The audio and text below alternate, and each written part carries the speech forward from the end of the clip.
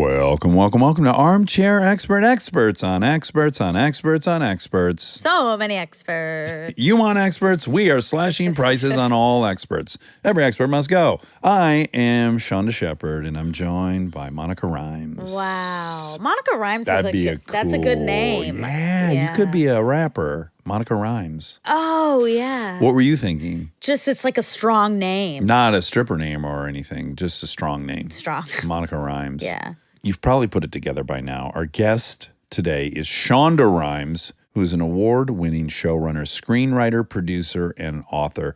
She's outrageously successful in television. You'd be hard-pressed to find somebody. It's so admirable. It is. It's a Goliath, a Herculean feat she's accomplished. She broke onto the scene with Grey's Anatomy. And guess what? She never left the scene. It's still going 19 years later. And of course, Scandal, Bridgerton, the biggest show maybe of all time in the history of television, which is crazy. Private Practice, Inventing Anna. How to Get Away with Murder. How to Get Away with Murder. That wasn't even on the list. There's so many. Oh, That's my crazy. God. Yeah. And of course, she has the new series out today on Netflix. I can't wait to see this thing break every record as well. Queen Charlotte, A Bridgerton Story. Queen Charlotte, A Bridgerton Story. And we have Shonda Rhimes here to tell us all about it. A huge treat for us. So please enjoy Shonda Rhimes. He's an armchair expert. He's an armchair expert. He's an armchair expert. We're very excited to have you. I would say it's beyond excited. I'm a little intimidated. I know, same. Yeah. Why? Because you're so powerful. You might destroy us with your powers. You might zap us. Well, you're just brilliant and you've done so much and very prolific, and it's admirable. I'd like to explore why we're intimidated, because we've talked to Obama and Hillary and Bill Gates. But I will say something about you coming. I was like, oh, I really have my shit together. Yeah. Like, this woman is really fucking prolific. I mean, just when I first started reading about you, the notion that you at one time in your life were responsible for delivering 70 episodes of TV per year at ABC seems just logistically impossible. It feels that way now, too. Now I think about it, I'm like, I can't even believe I was upright doing all that. Yeah, do you have that condition where it's like you've done things in your past that if someone proposed it to you again in the future, you go, oh, well, it can't be done. Right. Right? Exactly. I'd say, no, I can't possibly. That era at the kind of pinnacle of your network life, you had what? You had Scandal going, you had Grey's Anatomy, How to Get Away with Murder. And then... Catch, maybe? Yeah, The Catch was going Catch. on, yeah. With my TV brother, Peter Krause. Yes. Oh, yeah. Yeah. What did your days look like then? They were really endless. My kids spent more time in my office with me than they did at home. You know, like they had that room there. I'd say I'd get up at 7 and read all the problems that happened the night before. And then I have to read people's scripts and rewrite people's scripts and note people's scripts and edit the shows. I mean, and there were more experienced showrunners on some shows that I was producing, but then there were the shows I had created, which I'm still running. It was a lot. Yes. I can't wrap my head around it. That's why I asked. I'd imagine you're like, no, well, actually, it didn't work out. If you added up the hours. You're like, I'm a It ghost. didn't make sense. Yeah. Somehow I was operating 28 hours a day in 24 hours. This is a much later question I had for you, but I am curious, what part of the process for you, from getting an idea, I don't know how long you live with it before you decide, yes, this is a keeper. I don't know if you have a policy for that. I have to tell somebody the idea and not feel embarrassed. When it's not real, you sort of tell somebody and then you think, well, that was not smart. Yeah. But if you can stick with it, you're good. Yeah, you learn a lot about it hearing it out loud, telling your friends, right? Yes. Yeah, who did I read that you tell everything? I have a sister who I don't tell everything to. I show her every cut of the shows, especially new shows. I can tell by looking at her face if it's not going to work. Is she older or younger? I'm the youngest of 6, so she's the oldest. Okay. Well, she's the oldest. Yeah. And what's the age gap? 12 years. 12 years. Yeah.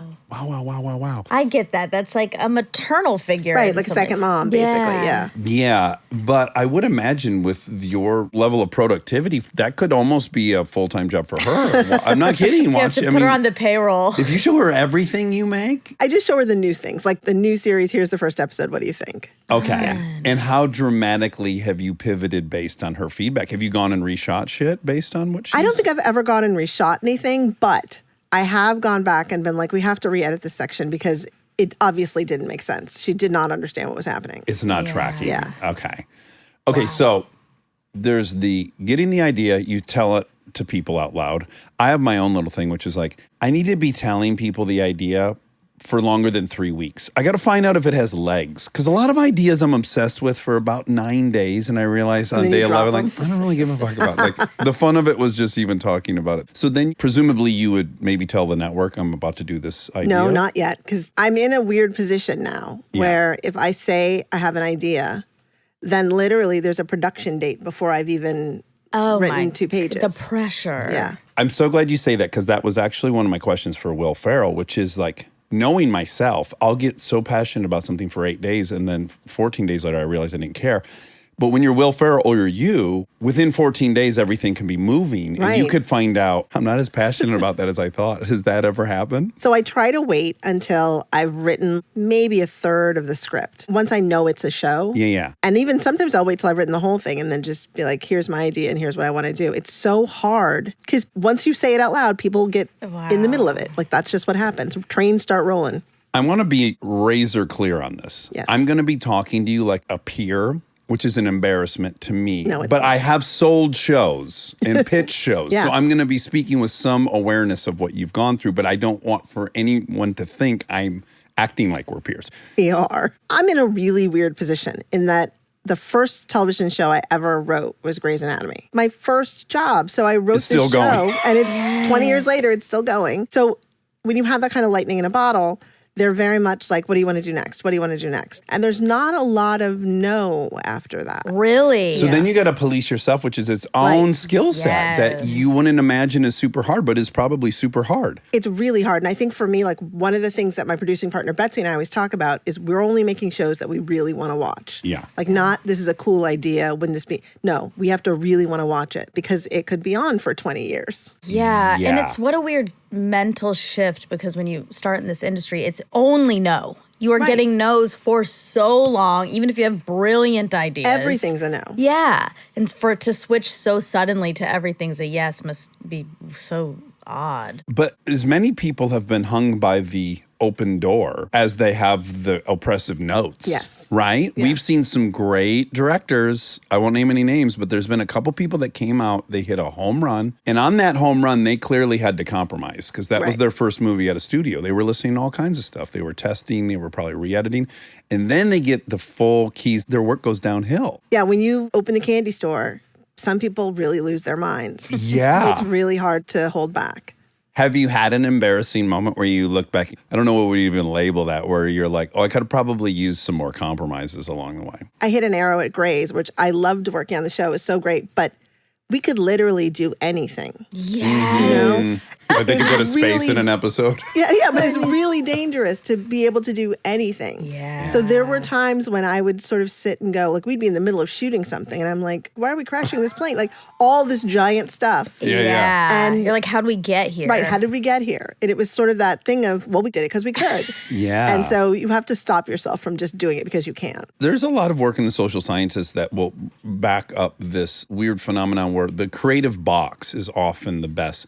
That it is harder to write with unlimited options than it is with confined options, ironically. I'm very comfortable with fences. I'm Okay. always like, tell me what the fences are, or I have to make some for myself. One of the things I loved most about writing network television was broadcast standards and practices. Yeah. Like I had this weird fence of stuff that I thought was ridiculous. But then the game began to be about how to stay within the fence, but still push the envelope in a way. But it helps having those fences. It almost requires you to raise your creative solutions. Yes. I feel like the way we get to those places, especially when I put a fence around a show myself, it's really about me going, okay, remember that this is what the show is about. Don't go off over here. Don't go off. Like, this is what the show is about. And it's keeping to that for like 20 years, 7 years, however long. Yeah. Yeah. I have a question. She's lit up. I can feel her very online. very exciting. I know. Yes. Aspirational, powerful woman of color. Of Ding, color. ding, That's ding. right. Yeah. That's a big piece. Intimidation. When we said we were intimidated, how did that make you feel? Super uncomfortable and It does. strange. It's yeah. I mean, Just being honest. Yes, be honest, please. I'm the same person I was in Chicago when I was starting out and trying to figure this out. And now people get nervous around me. Yeah. And it's very surreal to me. I'm almost like, what happened? Like, what are you getting nervous about? Yes. Right. Yeah. That's kind of interesting because I think sometimes I like it. Oh, do. sure. I That's do a fair. little bit. If Yeah. somebody says like, oh, by the way, maybe like 1/2 of a person has ever said that. Like Delta. That's not true. I've been around. Armchair is. I think they don't think I'm intimidating. I think that's why they like You're approachable. Yes, I think they can talk to me about anything, which they can. So if somebody is, I'm like, yeah, that's right. Like I've done something that elicits that. That's interesting. That only feels comfortable to me in like work situations. Okay. Like when I'm in a room of executives or whatever. Yeah, that's where we most want to have some capital. Yeah, that's Yeah. true. I guess you'd have to make it relative to the opposite, which is like, I don't really give a fuck the person's here. Or I'm Right? not worried Yeah. at all. It is Yeah. a bizarre barometer of your success that Yes. people are intimidated by Yeah. you. But yeah, you do want them to actually care that you exist and that you're in the room. Yeah. Right. We're jumping way too far down Okay. where I wanted to end up, but Sorry. we're already here and it's so natural. It's a very isolating experience, success. Yes. And I'll say some things for you because everyone's afraid to acknowledge that as if no one wants to hear poor me, I'm the successful. Yes. But it's incredibly isolating. It is. I mean, it's a very, my diamond shoes are too tight problem. But it's very interesting what happens when first you're working so hard. You sort of lose touch with a bunch of people while you're working that hard to get somewhere. Then you get there. For me, I had the weirdest experience of I made this show and realized I didn't know a single other person who ran a show. I didn't know anybody in the industry. So it was this very isolating experience of not even being able to say, this happened and how crazy is that? Commiserate with someone Yeah. else who does the same thing as you. That was really weird in the beginning. The one thing I feel like I did that really helped me was I've had the same like group of best friends since I've had since college. From USC or from Dartmouth? No, from Dartmouth. They are very grounding and they're not that impressed by me at all.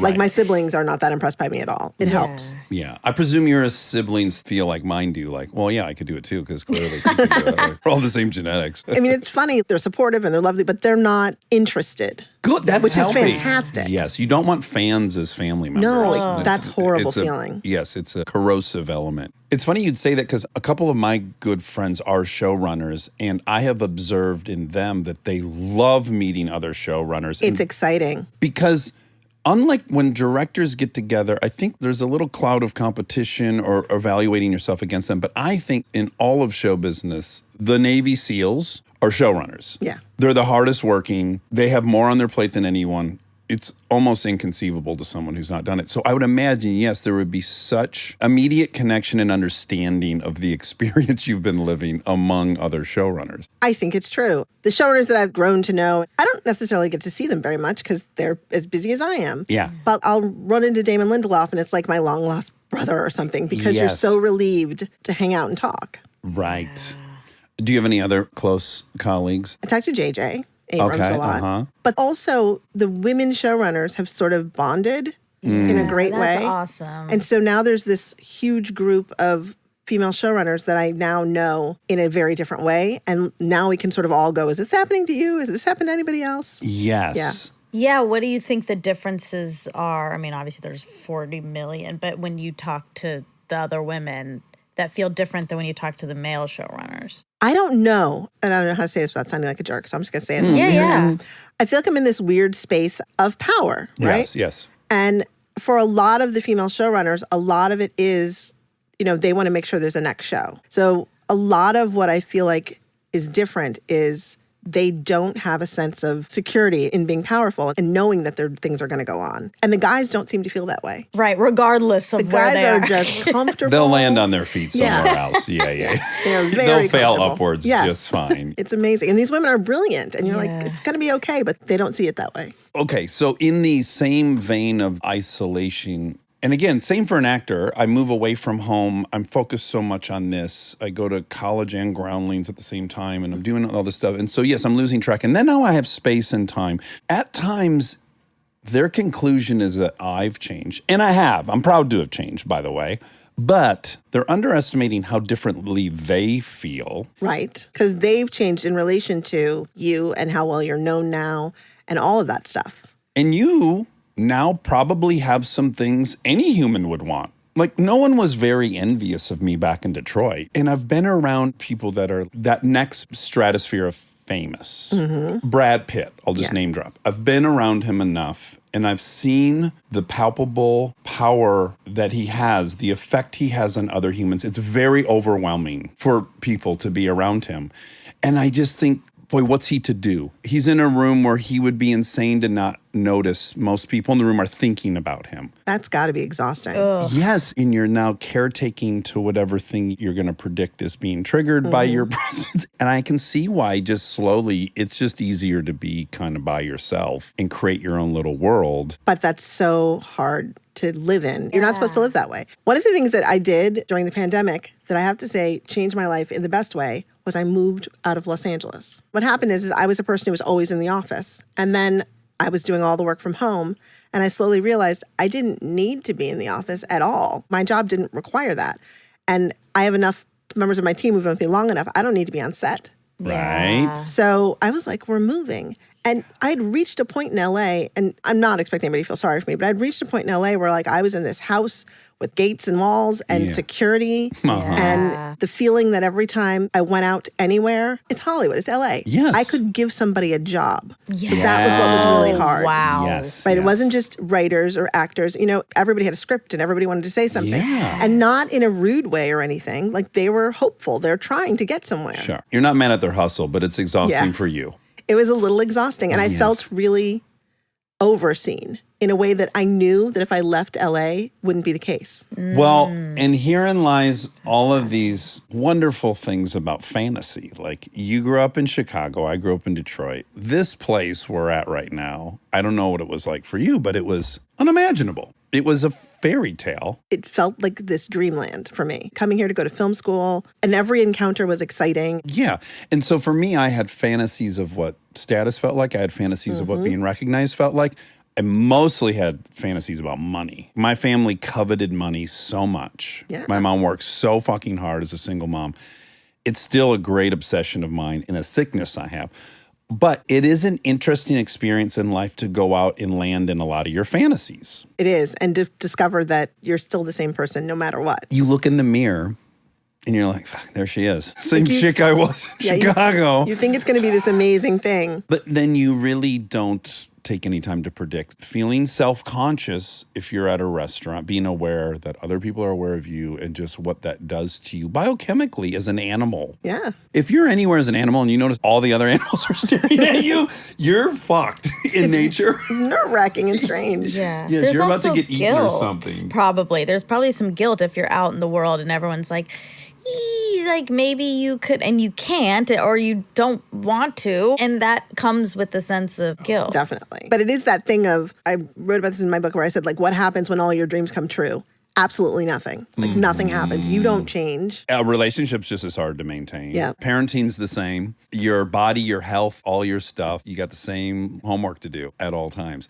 Tell me what the experience now is. Do you feel yourself having exited the bubble? And are you able to now observe the bubble in a way you weren't for the last 20 plus years? I definitely am. What was great about moving was we moved, and for I think maybe a year and a half, Can I ask who's we, you and your children? me and my kids. Okay. And I'll say this because I think it's really important for working women and my nanny. Yeah, like yeah, I'm a yeah. single mom. Yeah. I don't go any place that she says we can't go. Yeah. Yeah. So I asked her if we could move and she said yes. Oh, wonderful. Yeah. So she's down to party. That's helpful. She's awesome. Okay. But truly, like the idea that people don't need help drives me crazy. Right. Oh, People yeah, pretend yeah. they don't have any help. Yeah. So we move. We're in this lovely town. Nobody really knows that we're there for about a year and a half, which is kind of great. I mean, literally, I went to the dermatologist. The person who runs the office says to me, it was the very first time I'd gone. They said, it must be crazy having exactly the same name as like a famous TV person. No. Yes. And I just smiled because I was like, I was sure they were joking. And then I realized they weren't. I was so pleased. Wow.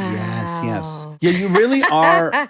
There's only been a few people that transcend. Directors aren't household names. Quentin Tarantino is. Yeah. There's been a few, Spielberg is, maybe Nolan. I don't know. But I'm a writer. Like, you're Right. not supposed to know my name or my face. Yes. It's very weird to me. Yes, but you, and for so many obvious reasons, both the success, which is pretty unparalleled, but also the story is wonderful. It's very encouraging. It's obviously very appealing for people to know. So you really have become an entity. icon. Yes, an icon outside of, You hated that. but no other showrunner is. I don't think, maybe Yeah. people know Chuck Lorre, some, but If you maybe, saw Chuck on the street, No. that's what I find strange. yeah, maybe Ryan Murphy, like a third of what you have, but every woman in America knows Shonda Rhimes. Yeah. That's pretty wild for a writer. It's very wild. And Yeah, in yeah. other countries, it's very interesting. Yes. And you were, I learned at least, chronically shy as a child. Oh, Yeah. painfully shy. To go from being, you're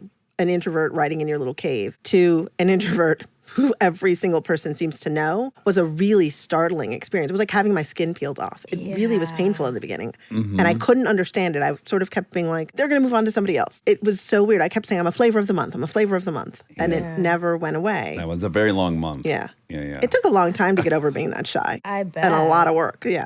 So track it for me, because did it lessen in college? Let's say out of 10, you have agoraphobia. You can't leave the house. You're really stricken with shyness on a level that might be pathological. That's a 10. What were you as a child, do you think? I think that I spent a lot of time with my imagination and with my family. And if I knew you, I was fine. But I'm the person who, even back then, would go to a party and hang out like close to the door, doing a lot of observing. Yeah. And it's fine when you're a college kid or, doing all that stuff and you're figuring it out. But when you become well known and you stand quietly by the door, people no longer think you're shy. They think you're an asshole. Right. there They're you- dissecting your Great personality. point. Yeah. Yes. Well, because you're not approachable. You're hoping nobody approaches you. Yeah, not that's because the you don't goal. want to. Yeah, not because you don't want to talk Because to you them, think you're but- hot shit. Right. Not because you yeah. think you're so great. Yeah. It's too hard. Yes. Yeah. You're filled with anxiety while you're chit-chatting with a stranger. So it went a long time. I mean, when I pitched Grey's, I can't even believe they bought the show. I was shaking so hard. I was reading directly from a piece of paper like this. Shonda. If you interrupted me, I had to go back to the beginning. Oh my Like, gosh. it was bad. Oh. And the fact that they bought it felt sort of insane. Well, it must have been a really good idea. I mean, yeah. it's proven to be a good move for them. Well, that's why you got to get a charming, gregarious actor attached to your project. So you walk in there with them and you make them tell all the shit. And you let them be the person. Yes. So that also used to be the thing that I would think would happen. And then once my name got known, even that kind of thing stopped working because I would be like, look at my actors. They're so wonderful. They're like, no, we wanted to hear from you. Yes. Yeah, wow. I wrote this book called Year of Yes. And I got over it because my sister one day said to me, you never say yes to anything. Like I would tell her all the invitations I was getting, all the amazing, I'm invited here, I've been asked to do this. And she would go, but you're not going to do any of that. And I'd go, well, no. Like, what are you talking about? Yeah. And she was just like, you never say yes to anything. It's ridiculous. And you did a TED Talk about it. Yeah. So hit people with bullet points of this experiment. So I spent a year saying yes to everything that scared me. God, I wish I would have bumped into you in that year. Have you ever bought a Ferrari for a stranger? I don't know that would have scared me as much as made me go, nope. No, thank you. But it was this amazing experience. So the first thing that happened to me was I was asked to give a commencement speech at Dartmouth. All these people. And I said yes, and then promptly put it aside.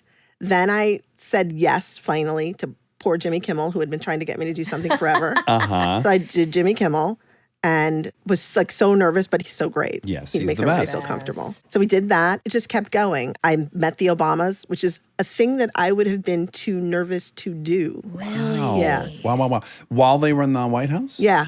And you had been invited previously and said, I'm busy? I came up with some reasons. Sure. Because I was just, Plausible. it seemed very stressful to me. Yeah. Oh, I have this new baby. And Yep. babies are the best, right? Babies are a They great get excuse. Everything. It's yeah. hard now that they're not babies anymore. No. But what's under it? Well, I mean, nervousness is a thing, but is it that you feel like you won't be enough? Almost the inciting incident was that I had been appointed to the board of the Kennedy Center, and they were having their Kennedy Center honors, and I was in DC for it, and I was informed. Nobody asked, but I was informed that I was going to sit with the president and Mrs. Obama in their box. And I remember just dying inside, like 1,000 deaths. Like I don't have any conversation. Why would anybody be interested in talking to me? So when you would model it out in your head, you're just going to be a very disappointing dud? Yes. Is that the fear? Yes. I'm like, I'm not going to live up to anybody's expectation of anything. You know, because the characters are all very exciting and do amazing, exciting things, but I sit home in my pajamas and write those things. It's not like I'm that person. And I'm not trudging any new ground here, but I guess it's probably safe to say that the appeal of writing for you was to be able to live through characters that didn't have those things. Yeah, it was great. It was so much fun, and it worked until people started to really pay attention to me. Yeah. So how did it go when you got in that box? We're really quick. Have you ever taken like propanol or any of these things that can help you from having People kept telling me to panicky? take those things. I took Xanax for a little bit. Sure. It's not very tenable. Yeah, not very tenable. Yeah. So, Well, it is. I guess for some If you people. want a certain outcome. Yeah, for some people. Probably not for someone who's operating on the level. No. It's not a good It match. didn't really work. They are sparkling conversationalists, so it kind of didn't matter if I was or not. Yep. They are also in like a crazy stratosphere of fame where they're obviously aware of their effect on every single person around They them. have that Brad Pitt thing Yeah. where it's like people are Right. fucked up just being around them. And so they're very adept at making you feel comfortable. I think President Obama was filling in the ends of my sentences for me because I was just, yeah. It turned out to be great. And the more I did stuff that scared me, the more it made the fear go away. It did. So it was like immersion therapy. You Yeah. kinda, You had to have said yes to something you regretted in that year. I don't think so. I really sort of went with it. Yeah. I had a similar thing. You did. I did. I had spent 2.5 years of my life writing and directing Chips. It came out. It did not perform. It was really one of these back to the drawing board. I've had an identity as writer-director Yes. for 4 years. That might not be my future. What happens? Then about 3 months of just depression, questioning, who am I? And I was in a dental office getting work done, and I was on the gas. Bizarrely, out the window of my dentist, I can see my agency. Oh, wow. Yeah, and I'm not one who calls my agents. I don't stop by there. That's not my thing. Things are good when you don't hear from them and they don't hear from you. Yeah, I always don't. say. Yeah, I'm staring at the agency and I'm high on gas. And I'm like, you're going to fucking say yes every time they call this year. And I did it. I did it for about 8 months. And I ended up starring in 2 different TV shows at the same time, which I didn't even think was possible. We started this. I backed off. It's untenable saying yes to everything, but it was a fun experiment. It almost connects you with the universe in a way I have a hard time doing, which is just like, I have to believe this will take care of me. Yes. I'm going to let it happen and let it work. Because that's the other thing. I'm a control freak. So it's really hard to do things that you have no control over. Like I was like, I can't speak in front of all those people. I'll pass out. It was fine. Okay, now what brought me to writing was control. Childhood was very chaotic. Boy, did I love that whatever I decided happened in writing. And you get lost in it. It's a reprieve. So, would I be right to assume you enjoyed that as well? I don't know if it came from trying to control my environment. I come from kind of a embarrassingly normal family. I always just say I'm really bummed because I have nothing to write about. They're boring. Dad has an MBA. Yeah. Mom was a PhD, Yeah. administrative educator. Dad was a CIO, professional education first folks. Academic, play a lot of chess, those kind of people. Yeah. So for me, it was more about trying to live in a fantasy land where dramatic stuff did happen because nothing happened. You had to create your Hemingway. Yeah. I think I Instead of sort of- joining World War I, you were like, I'll just invent it. So we spent a lot of time just imagining and dreaming up all the scenarios my life would be. I was always like, why don't we live in Paris? Life would be so much more dramatic in Paris. My parents like, because we're not French. We're not living there. It was a lot of that. Okay, so control interests me greatly, and you Yeah. just said you're a control freak. Are you a Virgo? She's a No, I'm a Capricorn. Oh, wow. Yeah. I'm a So Capricorn stacked. too. Yeah.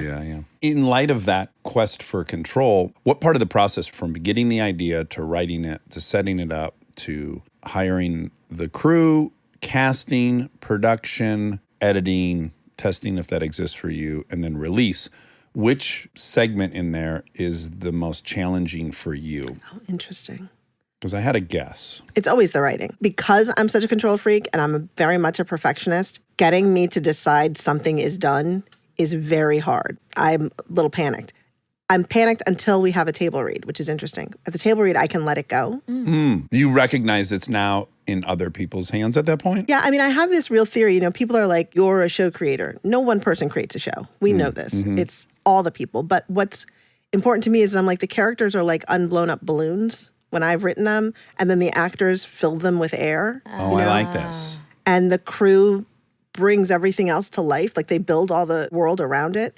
So for me, I love it when we've cast and people are now saying the words. I can let go because it's not me in my head anymore. It's now shared. Yeah. I saw you saying in an interview that one of the great lessons you've learned over the last 20 plus years doing this is to respect the process of the actor and recognize that between what they're doing and what you do, that will end up creating a full-fledged character. Yeah, I'm not building characters all by myself. I always think that's crazy. Okay, so then my guess would be wrong because what I find scary, the few times I've gotten to do it, is you create exactly what you want on paper. That's very doable. You can execute that. Human beings are not that.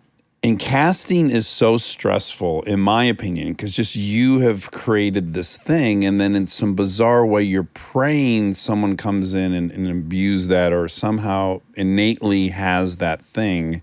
And you're just reliant on what's out there, and you're just kind of praying it materializes. I find that very scary. The casting process is one of my favorite things. It is. And because I've written something, I don't know how it's going to be on its feet. And for me, there's never a character description in a script that I write. Oh, there's not. Right. I don't go in with an idea of exactly what I'm looking for. Okay. I go in and we'll have all kinds of different people read for things. Literally, I'm trying to find somebody to inhabit the character right. I won't know until they walk in the room and say the stuff. That's really what it is. And you're excited by that proposition. You're optimistic, it sounds like. I love it. Because I'm pessimistic by nature, No, I'm optimistic. One of the best things that I've ever done, and maybe people find it horrible, but I enjoy it, is at the beginning of every show, I'll stand up and say, we're the writers. So you will say every word exactly as it's written, all the commas, everything. I don't want to hear that you need to change a word. You are the actors. I'm never going to tell you how to do a scene.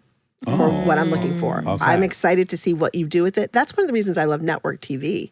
You'd make something, you'd see what they do, you'd get in the editing room, and that would inspire me about the characters. And I'd go back to the writer's room and go, this character's this, or this character's this. You're learning real time. Yeah. Yes. I loved that. That's what's so cool about TV. I think that's what movies suffer from is the writer has a fantasy, then the director has a fantasy, and then there's all these other parts, and they perform differently than expected. And some people are popping in some bizarre way, and some people have chemistry that no one could have predicted. Yep.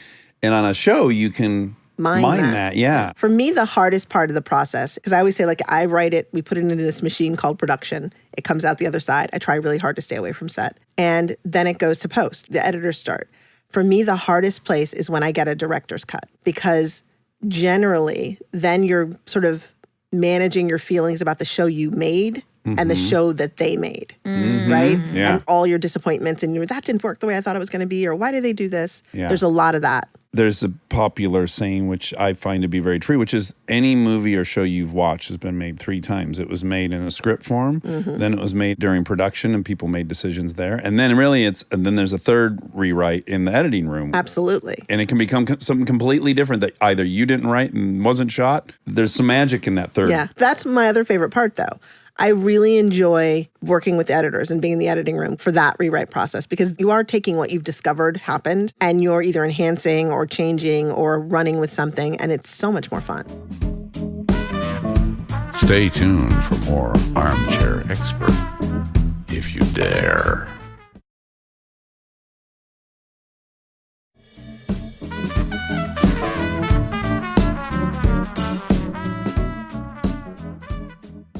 Okay, so I'm going to admit something really embarrassing, but is the truth. So when you say every comma will be said, I panic as an actor, big time. And I think, oof, I can give you exactly the thing you want with commas.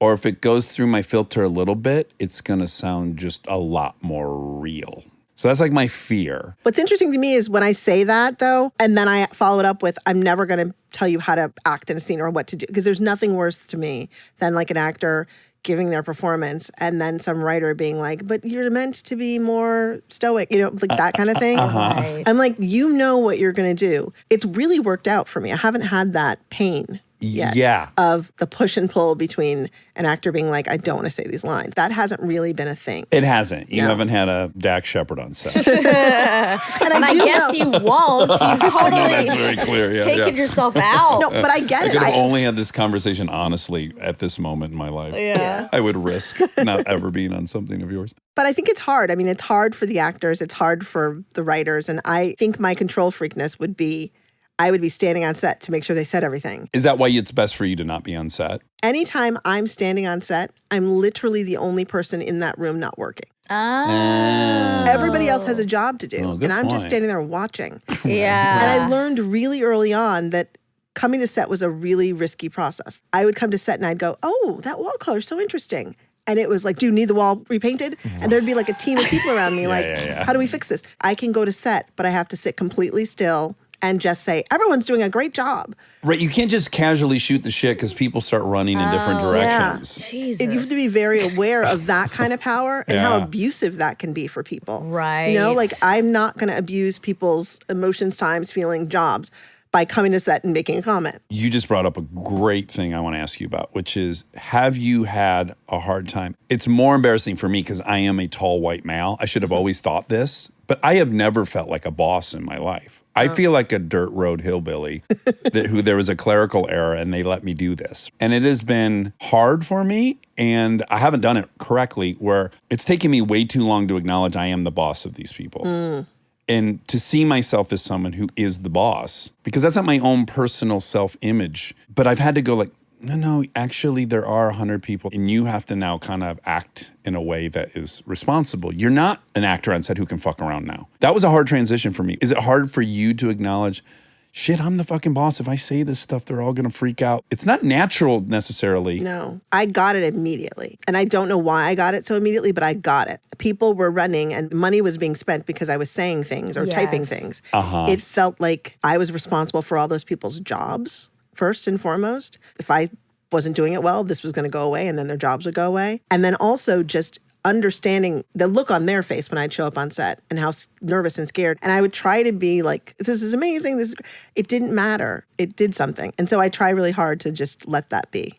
I guess there's another thing too, which is at least a common trajectory is what makes you a great writer is you feel like an outcast who is able to observe all these people in a way that they can't even observe because they're on the inside of it. That's like almost the gift of a writer. Yeah. And it's why I think a lot of writers leave LA. You're so in the bubble. You've lost sight of what, honestly, the real country is thinking about. It's like you're feeding on one another. You can't tell stories about, You're eating your own tail. yeah, it's bad.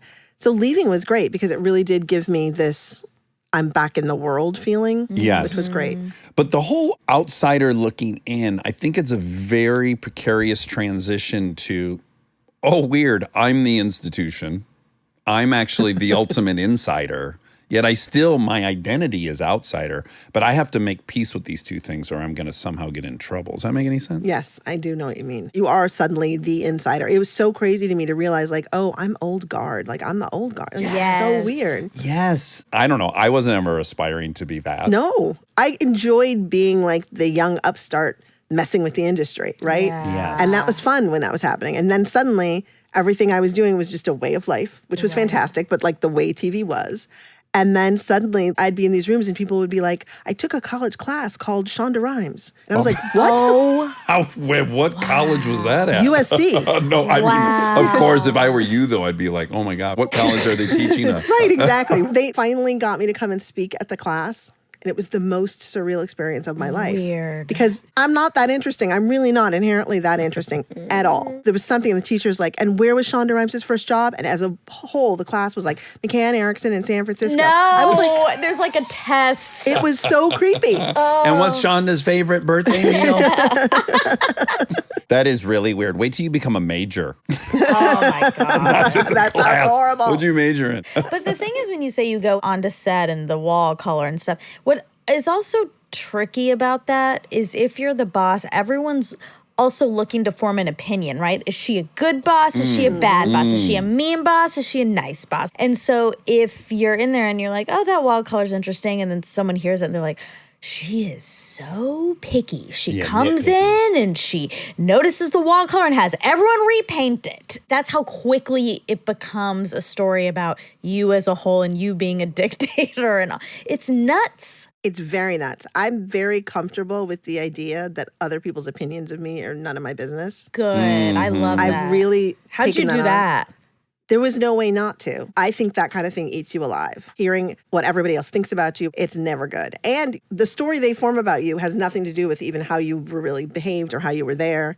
And I think women in general worry too much about being liked Yeah. and wanting people to think they're like a nice boss. Yes. I just wanted people to think I was a good leader. Like that was my thing. I just want to be a good leader. I'm not going to be nice. I'm not going to be mean. Fair, That- maybe, right. is all we're going to aspire to. I'm a leader, like Yeah, versus yeah. being a boss who's like on you or trying to be a people pleaser. Yeah. We said that the other day we were talking and I was like, I'm the mean producer Yeah, on which this I project. welcome. Go Yeah. crazy. But I like it. When you say it like that, it doesn't really seem that mean. I know. And it's pretty, it seems aspirational as I well, gotta- doesn't it? I need a new voice. Yeah, it's all packaging. Life is packaging. I guess It so. really is. And you're like, oh, she's mean, I'll take that. I read in an interview that you said, and I really like this, you specifically avoid any feedback, although you are very grateful for the fandom.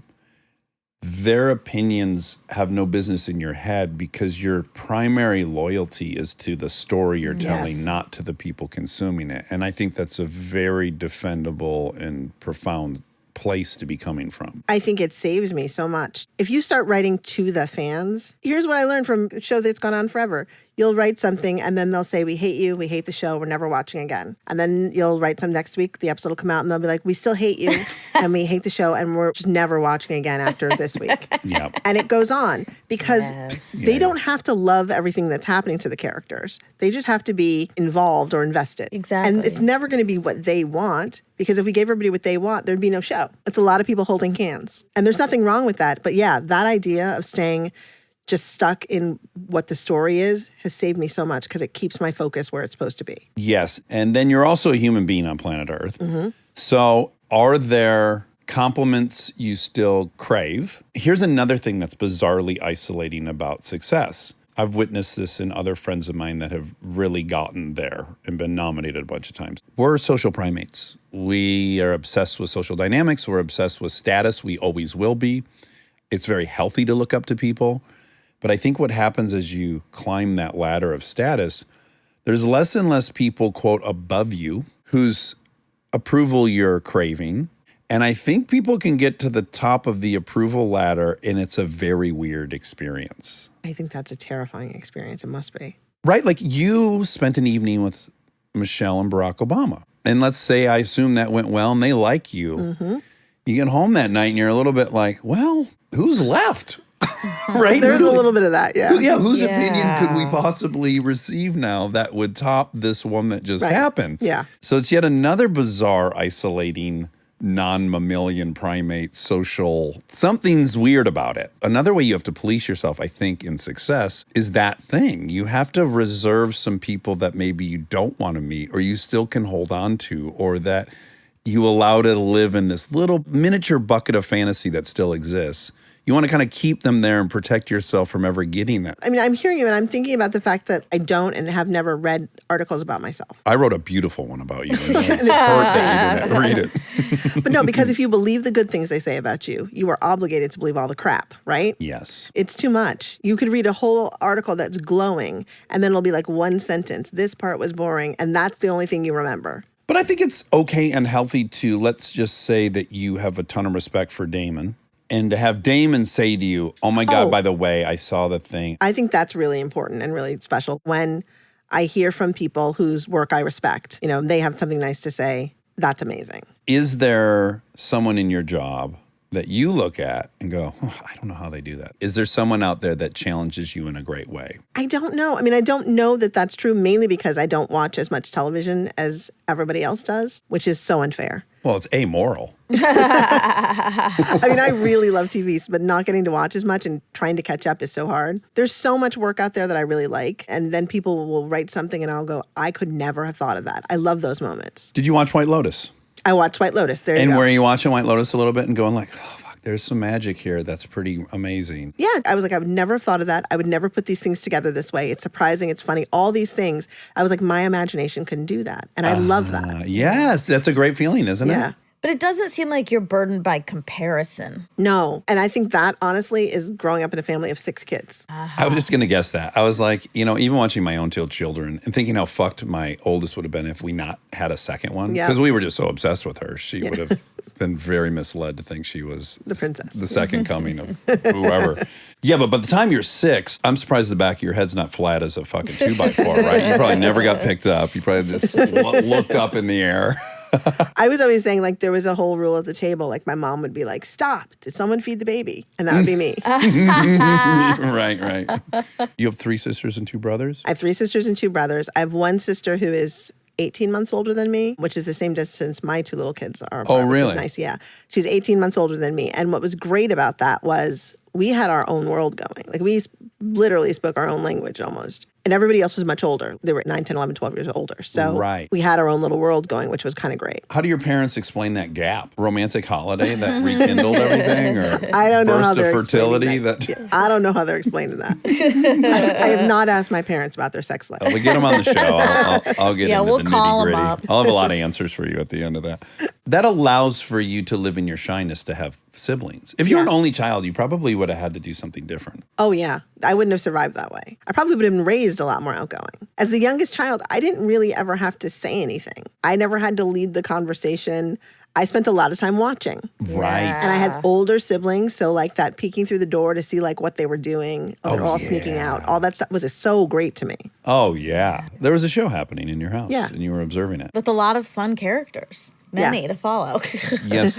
And have you remained really close to the one that's 18 months older than you? Yeah. She runs the other half of my company. Oh, she does. Oh my goodness. God. And it's fantastic. She's the only person on earth who can say, Shonda's not going to like that, and be absolutely right. Wow. Yeah. So she runs the whole other half of the company in so many ways, and it's been great. Okay, first of all, I did not know you wrote Crossroads. I talk about Crossroads Oh, yeah.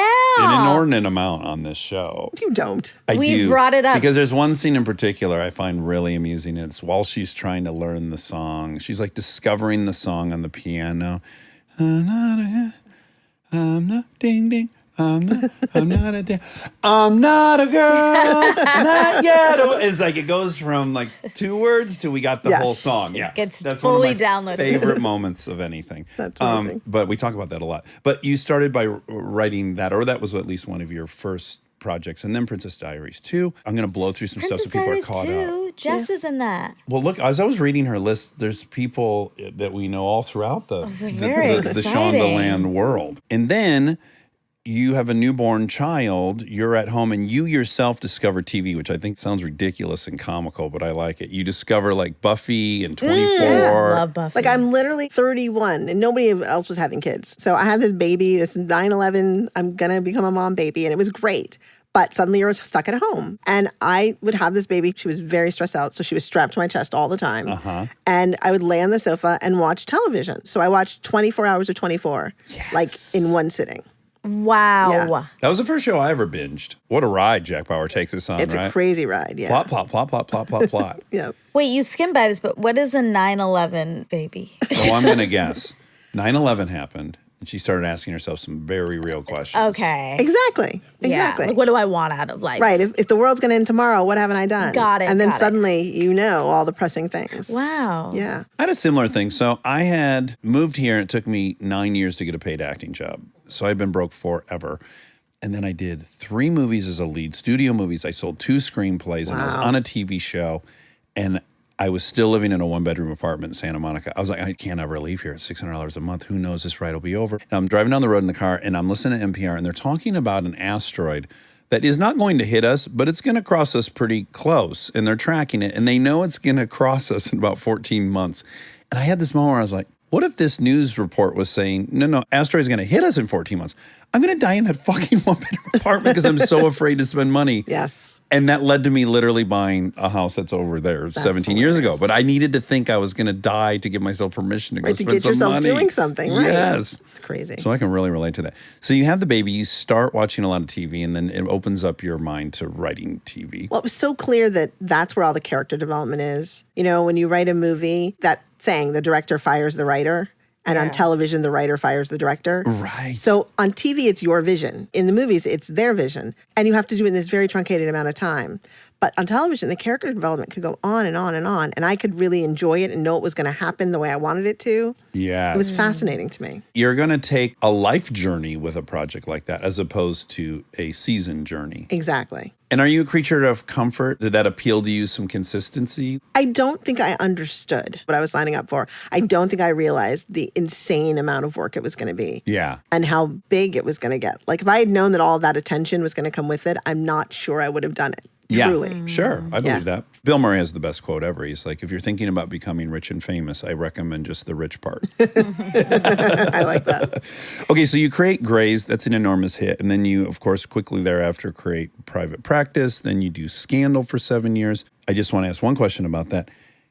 Had you seen Last King of Scotland? Nope. Where did you fall in love with Carrie? I had seen Save the Last Dance. I honestly didn't connect those two people to the woman who came into the room. I had no idea who Kerry Washington was. Okay. Yeah. I loved her and she was great, but I had no idea who she was. Have you ever written a role for someone with an actor in mind as you sit down to write? I wrote a role for Scott Foley and then Okay. ended up not casting Scott Foley Oh, wow. Wow. Scott Foley from... Oh. from Felicity. Yes. Yeah. Okay, Yes. okay. Which was one of the shows you loved. Yeah. Yes, when you fell in love with TV. Okay, so Private Practice, Scandal, How to Get Away with Murder, as we talked about, 70 episodes of TV. 2017, you leave network TV and you go to Netflix. Yes. I have two curiosities, and a couple of these are going to embarrass you, but here we go. I think people read headlines and they were like, whoa, that's crazy. And it was great. All through the 90s, show creators could approach $1 billion.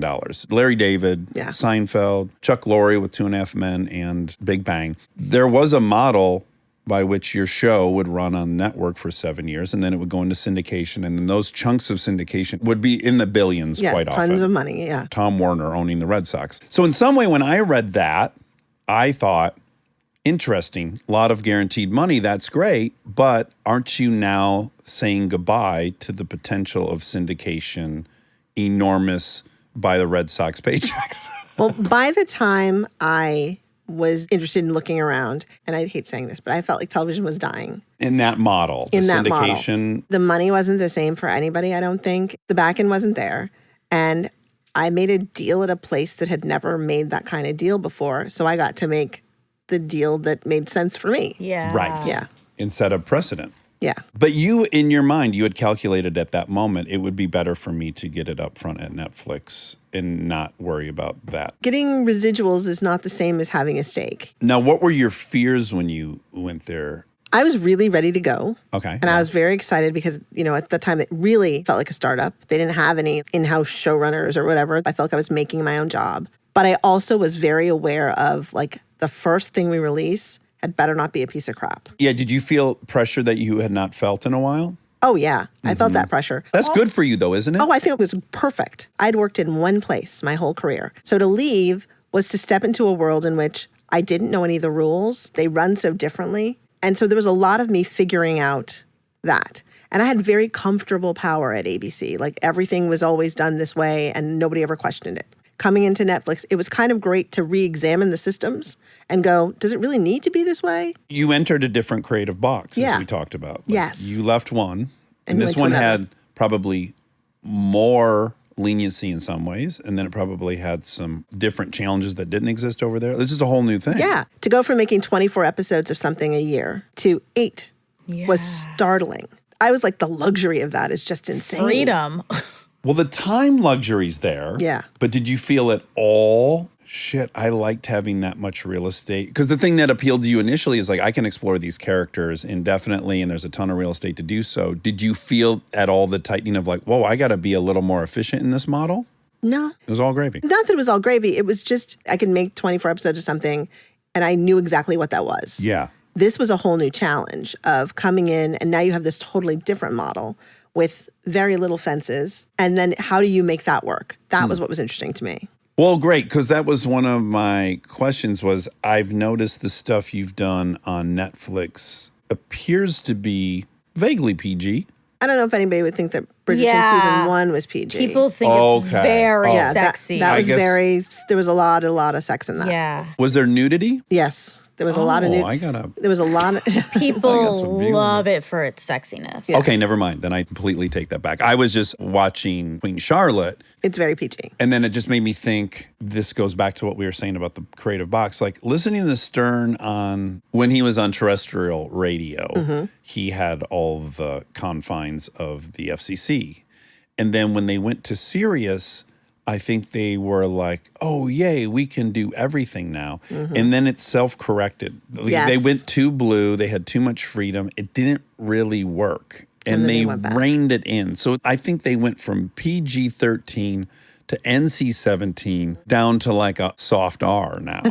Was like their little evolution. I get that. So I was just curious, when you went to Netflix, that's again a new thing on the table for you. It was, and I hadn't ever been a person who was like, I can't wait to get some nudity going. Like I just wasn't that Right. person. Right. It just didn't even occur to This me. is part of the And so when they went off and shot all the Bridgerton scenes and they came back, I remember being the person who was like, are we going to put this on TV? Like, are we sure? Like, I was such a prude. Yeah. I You were didn't blushing. I didn't realize what a prude I was. I was like, are we comfortable with this? Yes. Oh my God. This reminds me, my favorite sex scene of all time. careful No. all time. Yes, I'm dying to hear what this We've is. talked about it on here, and it didn't come up yesterday. Even though I guess we talk about sex scenes in every episode of We this. try. McDreamy and Meredith when they have sex on the table in the prom. Yes, That's season 2, yeah. That's It the one is for you. So hot. Wow, and there's wow, no nudity. So that was my thing. When I say I like the fences of broadcast standards and practices, I was like, how can we make hot scenes that feel sexy, that should embarrass you a little bit? Like, oh, I can't believe they're doing this Yeah. without actually showing anything. Yeah. Yeah. And that was really fun. Well, it It sounds is- like you completely hit the mark because Monica's seen all the sex scenes, and that's, for that to be I've her done my number due one. diligence. That is a very big compliment. It Thank is you. so sexy. Have you watched Beef? No, that's what's on next on my iPad to watch Sex and Mom on the plane. It's It's great. phenomenal, and there is my second favorite sex scene I've ever seen coming your way. Also, no nudity. We get some male I mean, torso, you see his upper, body, but you maybe don't mons see pubis of any- him. You don't see any like boobs, genitals. Here's the deal. You don't see any of her. You don't see Yeah, any of her. yeah. That's what's right. interesting. Yeah. Because that's what makes sex scenes different now. yeah. Before it was all about how much of her can we show. Right. And the Bridgerton ones were all about working on like showing it from the female gaze. And it was all about him. Yeah. That's what was interesting to me. Very interesting. And I have this rule on my shows that if you come to me and say I have to do all my sex scenes in a snowsuit, then we will figure out how to do all your sex scenes while you're wearing a snowsuit. Like I'm not going to make anybody do anything that they don't want to do. I now want to act again. I you wanna accept do your a sex scene in a snowsuit? Now, to make a snowsuit sex scene.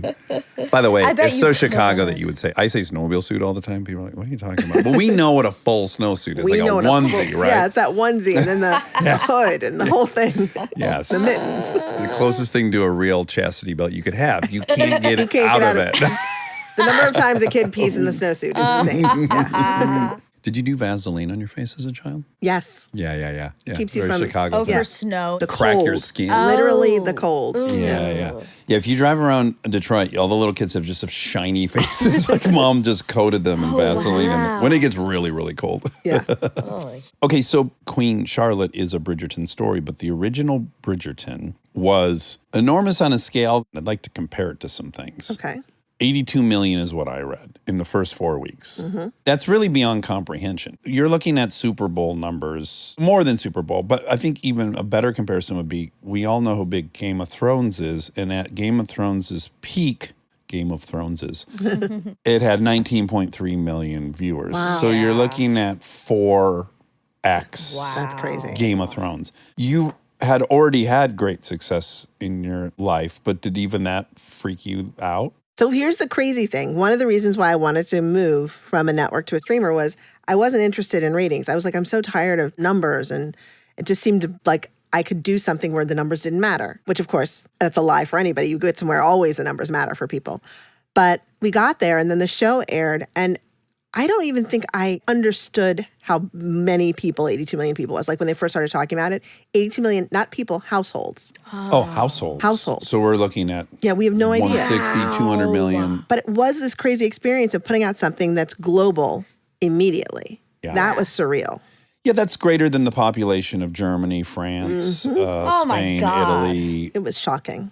Isn't there some ironic truth in there? There's some bizarre universal truth in the fact that you literally went there to escape The numbers. the yeah. bondage of numbers, and you get your biggest number of all time. Yeah, totally crazy. The whole thing was crazy. Because when you watched it, you loved it. You had your heart in it. You were actually show ran that show, did you? No, Or you didn't? I produced it in the sense that I found the books, I found the writer, I put it all together. And I edited all of the episodes during the pandemic. Uh-huh. So I was at home with all those episodes. It's like what got me through the pandemic for like 9 months. And it felt very personal. But I can't imagine you watched it and thought, well, if I had to quantify it, this is 4 times better than Grey's Anatomy.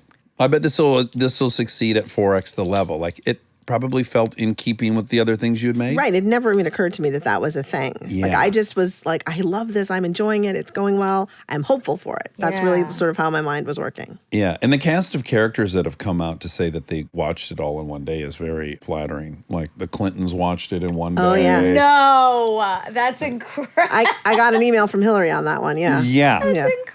There's a couple other in there that really blew my Oh mind my that God, I they love acknowledged. It was fascinating. Oh, I love the idea that they're watching Right? it together. I love that. Okay, I have 2 things, and then it's straight Queen Charlotte.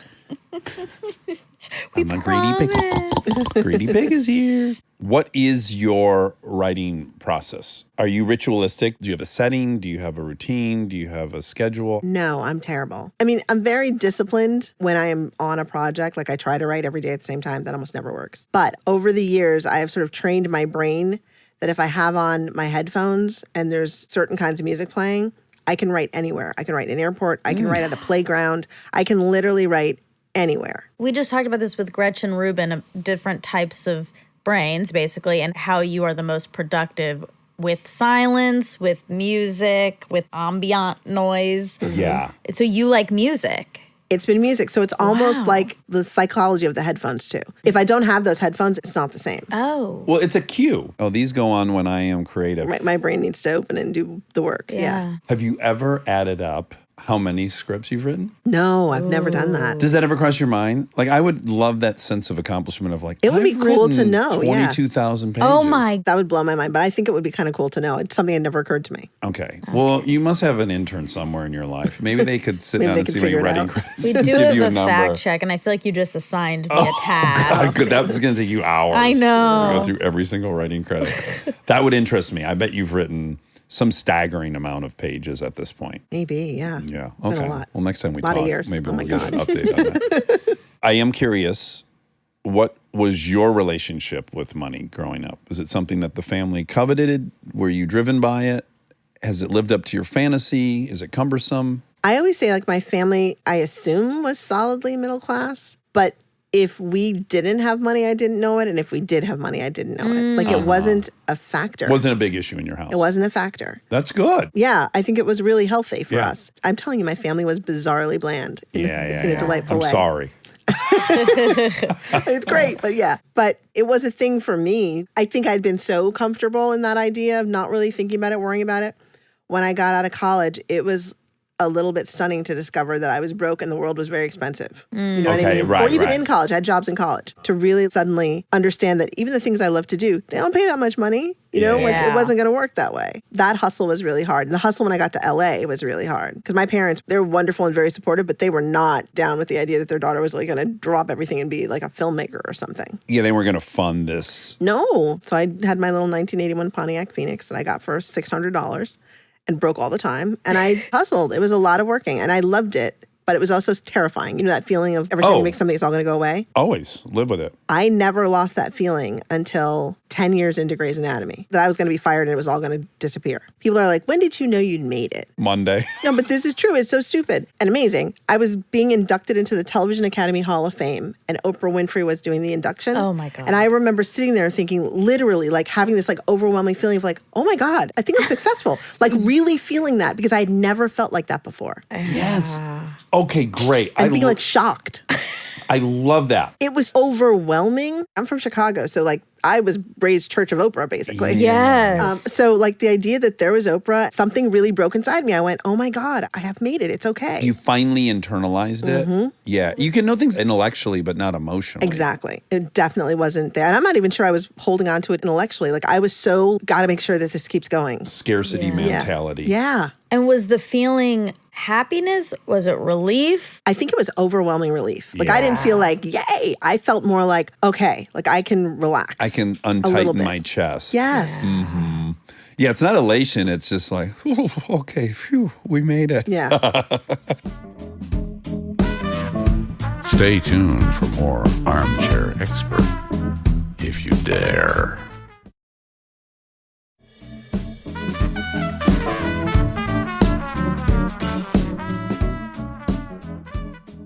Unfortunately, you just brought up one other thing that I did want to ask you about. This is very hypothetical. If you just thought broadly about Chicago and the power of Chicago, I also think like you and I grew up in the same time. You had Oprah in Chicago, the first female black billionaire.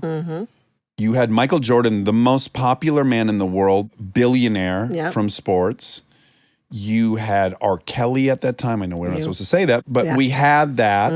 Barack was in Chicago. Yeah. I don't know that you could point to a city that per capita had more black folks escape, rise above, and become institutions. And I just think it's curious that it's Chicago, and I wonder if you have any thoughts. Do you think it's examples around you? What is it about that city? I honestly don't know. And I don't think I've ever thought about it in that way. But you're right. A lot of talent comes out of Chicago. I can't figure it out either because obviously Chicago had redlining the latest in the game. So it's not like it was Not the most integrated place in the conducive. world. Right. Yeah, so I just myself was kind of musing on it. I read something you said, you know, you grew up in a time where Eddie Murphy's the biggest star in the world, Oprah's on TV, and Whoopi's on Broadway. Yep. And that's all very powerful stuff. But it's even more interesting how much of that is Chicago. I know. It's crazy. Yeah. And now you're another one of the feathers in the cap of the Windy City. Truly, that whole thing of those people being out in front, like I had never imagined being on TV as a job. I'd never imagined writing a play as a job. Like there were all these things that just didn't seem like something that people did.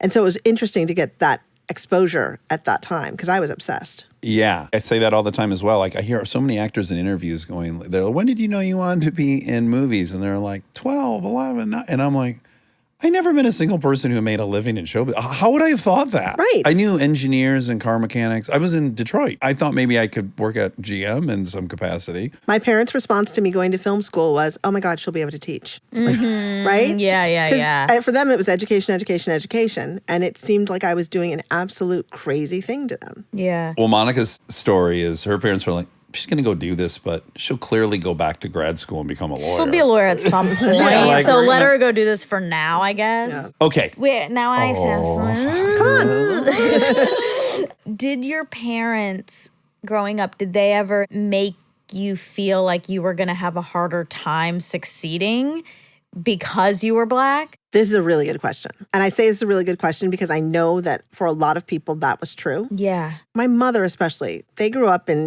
segregated South, the whole 9 yards. My dad's from Milwaukee, but we were raised with this very clear idea of you're supposed to be here. And not succeeding was an issue. And if I came home and crying because a teacher said something or a kid said something, I was like, well, what did you say back? Like that. Being pretty was not a compliment in my household. Yeah. Like that was not interesting. I don't even know if they knew what they were doing, but we're all super confident. Yes. And it never occurred to me. I mean, I knew obviously that there's racism, but it never occurred to me that I should let other people's opinions impede how I succeed. I say that like that because that's how my parents spoke all the time. Right. It didn't occur to me in a weird way that it was really going to be a problem. And I remember feeling like extreme surprise when everyone was like, you're the first black showrunner. And I was like, what? It seemed stupid. Right. Like Yeah, in that yeah. way of, I remember saying television should be embarrassed. Like it shouldn't be that this is how it is. Yes. But there were a lot of things that I came up against. I mean, I wasn't naive about it at all. Yeah. Back to the isolating forces of extreme success. And this is dangerous for me to even assume or presuppose I know about who you're attracted to. I find the thing I might feel worst for in successful women is how nearly impossible it is for men to not feel emasculated by their success. I have to say, that is probably the most frustrating thing to me in the world. Maybe I'm a troll, I don't know, but I can't get a date to save my life. Like, it's fascinating. Well, I think your options get fucking narrower Yes. and narrower, which is so cosmically wrong. For a man, if he gets more successful, Oh, it's- it Oh just my widens God. and widens and widens. 18-year-old. Exactly. We observe this nonstop. Almost every successful female we interview has to wrestle with the fragile ego of the men in their Yeah. life. And I myself, I can admit my own issue. I never had any problem with Kristen being more famous than me at all. Take it. The years when she made more money than me, That was hard. I like to think I didn't act passive aggressively towards her, but I just was acknowledging, like, this is Yeah. rough for me that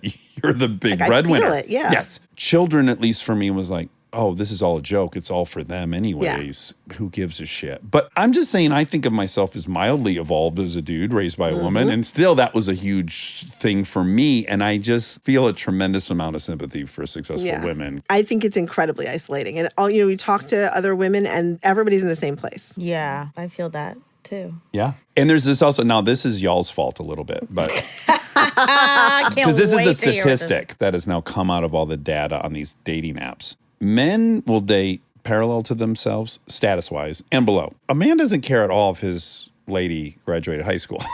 in general.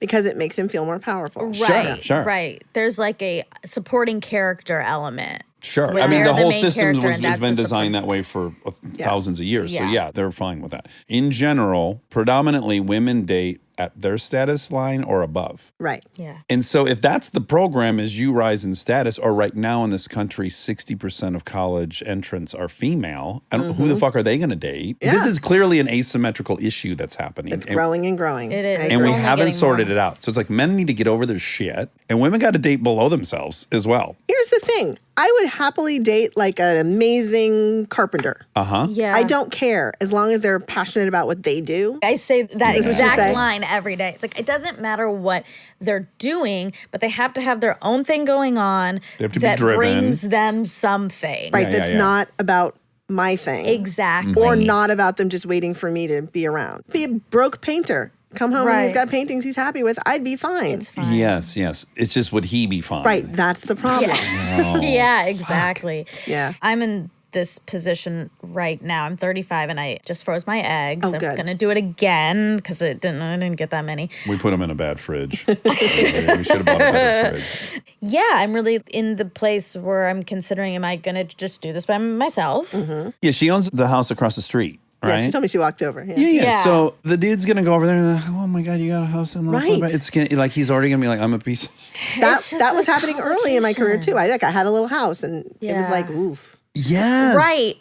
But wait, you're in this position. But yeah, so I'm in this position. I'm just thinking, like, is this something I'm gonna do by myself? And I'm finding even I have some sense of patriarchy and misogyny that's in there where I'm like, I can't possibly do that by myself. How will I do that by myself? So how is that decision made? Really, it was that whole the world's going to end tomorrow. Right. But also, I've always been this person. I'd never really been somebody who like imagined my wedding or that kind of thing. I'd always just known for sure that I was going to be a parent. Like that was just a thing. They were older than me, but all my siblings were married. They all had kids. It felt like I was missing something that I really wanted. And I wasn't financially secure in the Grey's Anatomy world because that hadn't happened yet. Right. So I had like a little nest egg of money and I was like, okay, I'm going to do this. Not knowing, like, trying to make it as a writer. What are you going to do when that money runs out? You're watching the mailbox for those Princess Diary 2 residuals. Oh, they're yeah. getting tinier. Yeah. I was very excited by the Crossroads residual. Yeah, I Yes. bet. Yeah. Very successful. Yeah. $60 million. Really, really good. Crazy. Yeah. But yeah, it was bonkers. And so to just do it was just be taking a leap. Yeah. And then to do it again 10 years later, when it all was going on, literally I was making 70 hours of television a week when that happened. I just decided I know the family I want and I'm holding it back for reasons that don't make any sense. I literally don't have time to be out there looking for a husband and I'm not a husband shopper anyway. Yeah. Right. So it was like, let's just do it. I think it's a brave decision, which sounds like, I don't even think we're allowed to use the word brave anymore, but it is because we have an idea of what, quote, family means in this country and society and whatever. To break those molds, we can say, like, it's empowering and It is, but it's scary too. Yeah. And I couldn't have come from a more traditional family. Yeah. There were a lot of questions. Yeah, who kills the bugs in your house? Yeah, how are you possibly dealing with all these bugs? I kill the bugs now. It's terrible. You do what needs doing. That's very affirming. Yeah. Okay, Queen Charlotte. We're there. I have watched the pilot. I was 4 minutes late getting up here because I was sucked into the pilot in a very romantic wedding that was happening. How do we decide that's what's next in the world of Bridgerton? Well, I'd been fascinated by that character. I mean, the way Golda plays Queen Charlotte in Bridgerton, to me, like she's the Beyonce of that world. I just kept wanting to watch her. Yeah. And then Ted Sarandos, who runs Netflix, called me up and said, why aren't we making a show about Queen Charlotte? At like the perfect time. And I was like, why aren't we? I'm going to do that. And that's what happened. And then Queen Charlotte is loosely based on a Charlotte of I always say Mecklenburg, Strelitz. Yes, Mecklenburg Strelitz, whatever. I can't say it either. 1744, way back. It was actually really fun to do, to take what has been a history point for some people, that Queen Charlotte actually was a woman of color, and run with it. But also, you know, I kept saying, like, it's not a history lesson. The story we're telling is a story of Queen Charlotte that we created in Bridgerton, not the actual Queen Charlotte. Right. Really cute, romantic scene when she's trying to escape. Yes. I found myself getting very hooked by that. Oh. Would we call that a meet cute? That's a version of a meet cute I now. think it's a Georgian version of a meet cute. A Georgian version of a meet cute. But it's a dream scenario where she has no idea who she's talking to. Oh, of yeah. course. Yes. Love that. We love that. That's also a little bit of, what is it, sterno? What's the, with the long nose? There's also the old Oh, Styranos? yeah. Cyrano. Yeah, Styranos, yeah. Who are you Bergerac, talking to? yeah. Yeah. There's something lovely there. A, does it shock you that you do a period drama? And B, has it been so fun to do a period drama in ways that you hadn't anticipated? It was wildly fun. Living in that era, doing the research, rewriting history a little bit. Obviously the clothes, the wigs, the costumes. But it was also just really fun to live in that era because back then, story-wise, there are actual obstacles. There are no more obstacles to a couple getting together in modern day world. Right. You know, there's not Yeah. really. Right. You can't. Transportation's the biggest hurdle. Right. It's like she decides to do what she wants. You know, that's literally it. Yeah. And there were, I mean, she was marrying a man she'd only known for 6 hours. So it's like this really great built-in obstacle. And he's Mad King George. So there's that. Like there was a lot of great stuff in there to actually build story around. It has to be liberating to tell stories in an era before communication even. Yeah. Because you can do misunderstandings that play out. Yes. There's all these devices that exist. That don't exist now because people have cell phones. That's right. And the hurdles to dating that no longer exist are just great engines for story. So did you find that it just like opened up an entirely new toolbox to you? It did, because also, right, there's no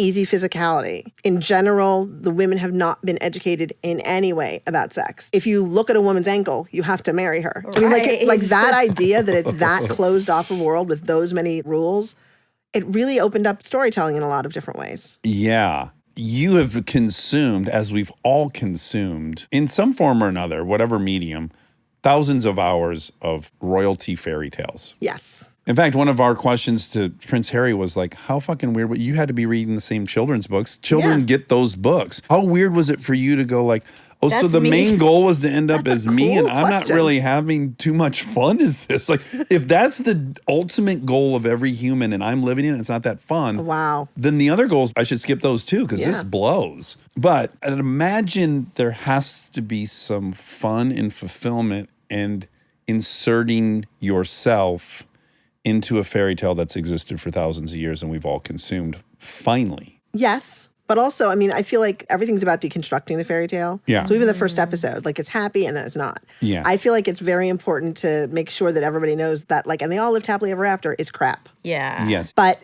yeah, it was But very I more cool. think of you being a little black girl, Right. reading all these things as we all did, and And living now in a seeing these world that faces. your face is in that in some Yeah. capacity. That was really powerful. I mean, for me, even watching it as we went through Bridgerton, it was powerful. But really seeing the young Queen Charlotte, it was a big moment for me. Like when we did the costume fittings, I mean, they did the camera tests. Yes. I like saved on my screen this shot of her in her gown and her crown and the outfit she gets married in. I got tingles looking at it. Yeah, you thinking, haven't like, seen that. Yeah. Yeah. It was a powerful thing. Did you see Hamilton? Yes, 12 times. 12 times. So 12 good. times. Yeah. Okay. I was one of those people. And 13's an unlucky number, so you Yeah. didn't want to go and I'm die. Yeah. Gonna cap it at 12. Or somehow see it back to back to get to 14. What was amazing as a viewer of that for me, and I had read that book, is to see the cast come out. And it's like, oh, Alexander Hamilton's black. Cool. George Washington's black. So this guy's Latino. I'm aware of that for the first 7 minutes of it. And then the much greater truth of the universe is story. And I don't ever think of it again. Oh, interesting. That was my experience. And I think for me, it was really a paradigm breaker. That to me was a paradigm shifter. I'm just curious if that at all was illuminating to you at all. Like, oh, this doesn't matter nearly as much as I would have guessed. Or were you already there? I was already there, Yeah. but also we're not doing colorblind casting. Right, Nobody's doing that. It's all exactly. very color conscious. Yes. I loved the underpinnings of why he cast it the way he did. And, you know, he was like, these would be the revolutionaries of our day. And I thought that was brilliant. It was thoughtful, yeah. Yeah, it was brilliant. And it also made it possible to view it from several lenses, but enjoying the concept of seeing these people of color, these powerful men on stage. It was kind of spectacular. Yeah. He was saying the reason he wrote a hip hop musical because he was like the black and Latino men would be the revolutionaries of the day. Right. Yeah. Yeah, and I Yeah, thought that was a they're very the new cool. guard. Yeah. Also, I mean, there have been all these things that said that Charlotte was a woman of color. There's no definitive. We don't have any DNA going on, and that's interesting to me. I was like, we'll take that detail and we'll say, what if? Like, what if that was Yeah. true? Well, I like it because she's a double fish out of water. So she's coming from a tiny little region in Germany, I Germany, guess. yeah. And she's already betrothed to someone she's never met. That's very fish out of water. And then also people are concerned she's darker than they were expecting. Yeah. So now there's also a race fish out of water. Yeah. I love the moment when she tries to rub her skin, like see if the color will come off. Oh, we've all done Yeah. it. And it was just such a great moment for me because I was like, we're going there. Like, this is not going to be the show that pretends everything's something. We're going there. Yeah. Right. It's really good and it's really romantic. And the cast is very dreamy. They're really talented too. They're pretty great. Does your anxiety go? We already talked, you love casting, which is great. But does it get more stressful when you're going with young performers? Is it up it or no? No, I mean, I think that's kind of what I've always been doing. There's a lot of casting people who have never really done much before Yeah, in this my Julie, shows. whatever her name is that you cast, Anderson. Julie Andrews. Yeah, it's a fresh face. Fresh voice. Hey, she's always fresh. She's fantastic. Yeah. But truly, the woman who plays young Lady Danbury, this is her first job out of school. Wow. Really? Yeah. A lot of them, these are like their first big jobs. Yeah.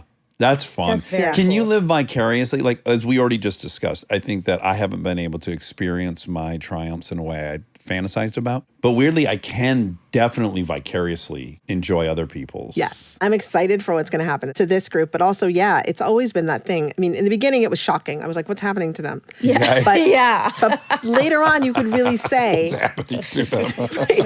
Yeah, things were happening to a lot of them. Just so much attention on them. yeah, crazy attention. And in the beginning, it was, for all of us, it was scary and confusing. But as later years went on, I could say to them before things aired, okay, here's what's going to happen. And here's the person who did it before you, who you should talk to. Yeah. Like Yeah. Carrie talked to Ellen, Jana Lee Yeah. talked to Carrie. It was that thing of them, the actors. Mentorship. Yeah. That's Of just lovely. sharing with them, this is what it's going to feel like. And it's been interesting that we've had to do that. But with this cast, I was like, this is going to be, Big. yeah. The entire country of Germany will see you Oh in total numbers. Well, it's so exciting, and I'm really impressed that you went into basically a completely different landscape with different fences and that you have found a rhythm there that is hugely impressive. It's pretty wild. I'm having fun, which is great. Is it the reduced episode number that allows it to now be more manageable? Or are you just at a phase in your life where you finally, Right. I feel like I'm in a phase of my life where I'm not running on the treadmill of fear. you're not strangleholding the thing? And now I'm able to just put it out there and enjoy it. Like, I'm no longer like, this will be the end of me. Right. It's just like, I hope people like this. And that's been amazing. Yes. That's the dream. It's a crazy feeling because I've truly never felt this way before. Yeah. That's wonderful. Yeah. Last question. Do you ever worry about your hunger? To keep doing this. Yeah. Because I look at you and I'm like, of all the things one could be impressed with, to me, I think more the stamina is the thing I'm pretty shocked by. There was a moment when I was like, I'm moving to Connecticut, and I announced to everybody I was retiring. Everybody patted my head and they're like, yeah. Talk to you in 9 weeks. But for me, it's more about the fact that I have stories to tell still. Right. As long as I have stories to tell that I'm excited about, then we're going to tell them. I am not going to just tell a story because I'm supposed to be putting something out. And I feel like I've earned that Yeah. Yeah. to just get to relax in it. So now it's really fun. I'm not chasing a calendar. I'm not afraid of anything happening. And now it's just, oh, that sounds like a great story. I'll tell it. You avail yourself to inspiration, and when it Yeah. hits, you act, and when it doesn't, you don't. And it's a place I never thought I would get to. Well, you earned it. I hope so. I mean, it's going there.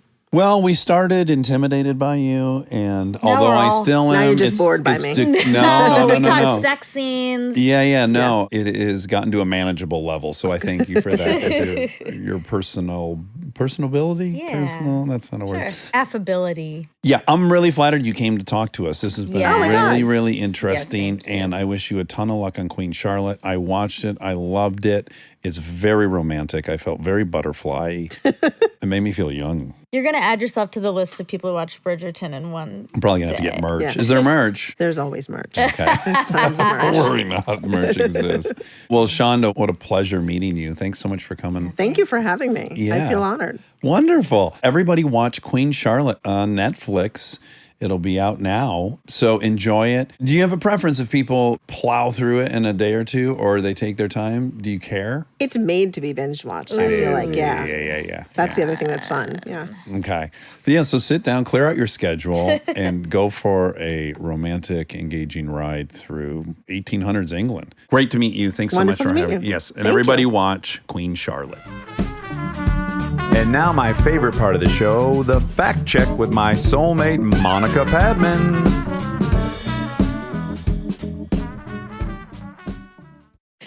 Are you fixing your part Yeah. with headphones on? Yeah. You have a part you like? No. I didn't think you did. That's what was so weird about watching that. I did. I have a side part. That's my normal. I know it's like out. Is it? Yeah, it's You're like supposed to out. have a middle part? Yeah. Oh. But my face looks best on a side part, I think. That's what I think. Yeah. So I always have a side part kind of extreme. Okay. And Yeah. then a couple of people who've done my hair, professionals, Mm-hmm. have been like, okay, you have a side part, right? And I'm like, yeah. And so they'll start on the other side. I'm like, oh no, it's this side. Uh-huh. And they're like, oh. And I can tell that maybe They it's think wrong. it should be the other way. Yes. I've had the same thing, by the way. Yeah. Enough that I thought I should try the other side. Oh, interesting.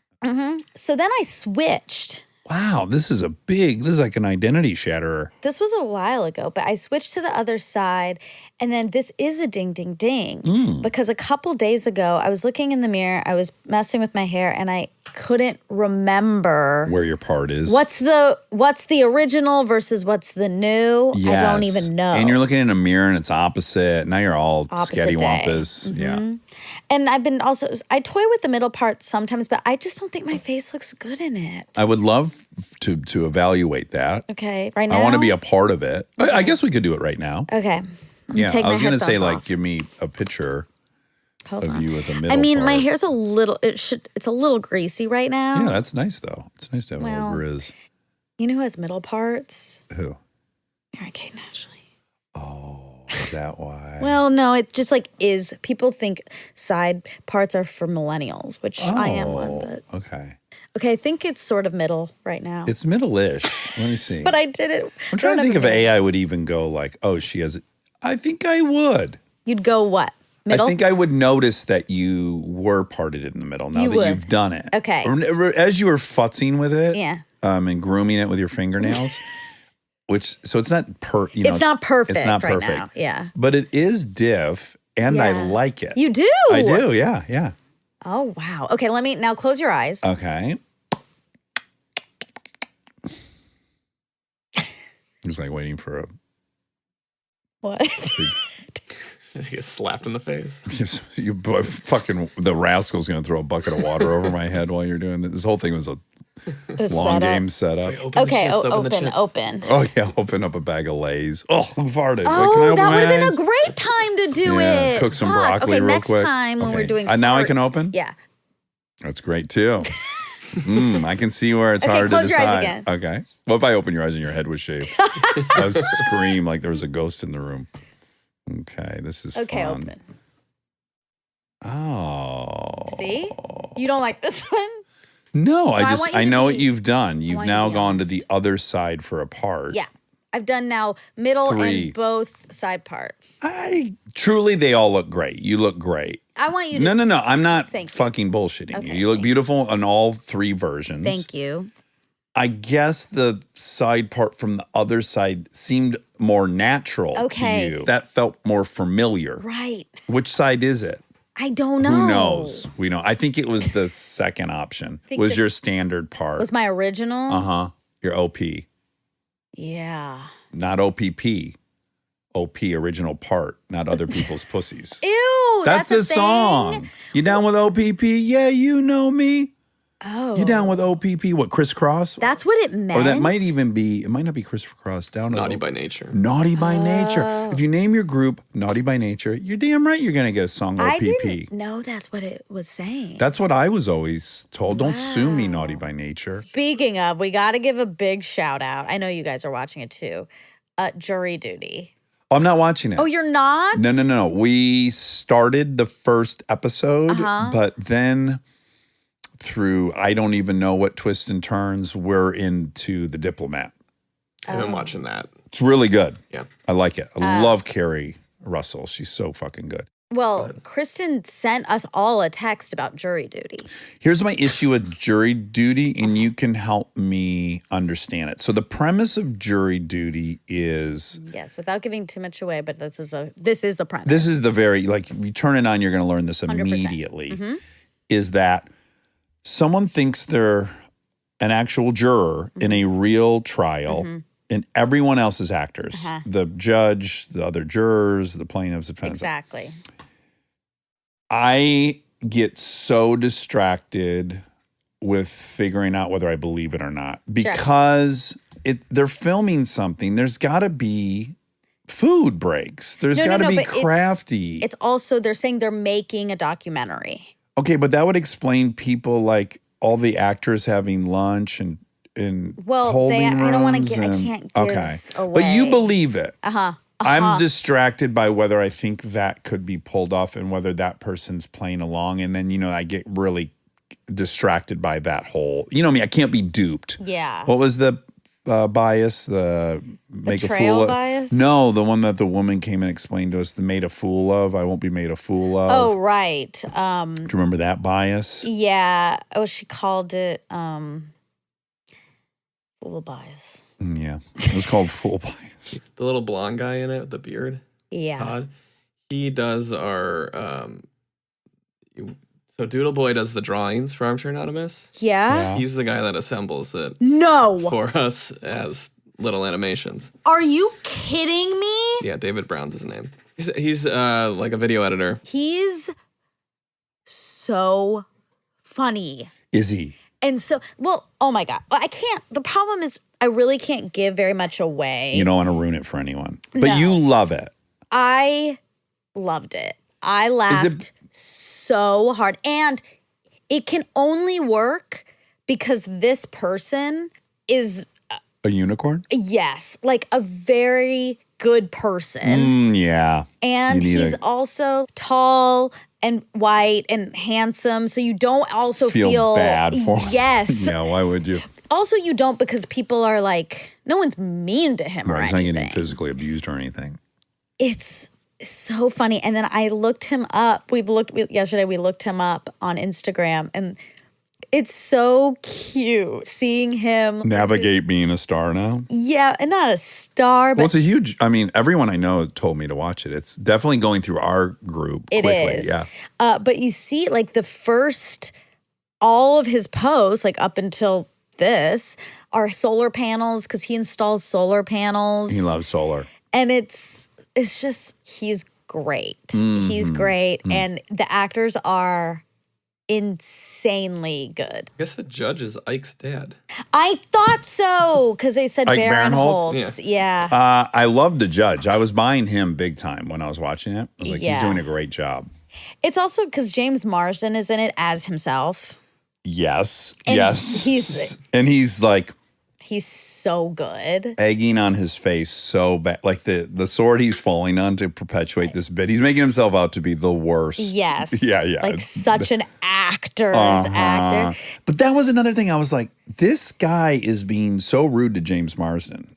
No, he was so nice to him. No, he's like, oh, I didn't even know you're in that. You're in that? Like that kind of stuff. And I was like, God, would he really say that? Well, you have to keep. I mean, Okay. he ends up like helping him with this audition. Oh, wow. Oh my gosh. Okay.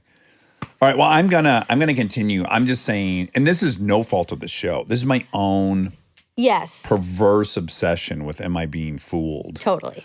And I just found myself so distracted by trying to figure out if this was legit or not. But I'm going to now continue on and just shut my mind up.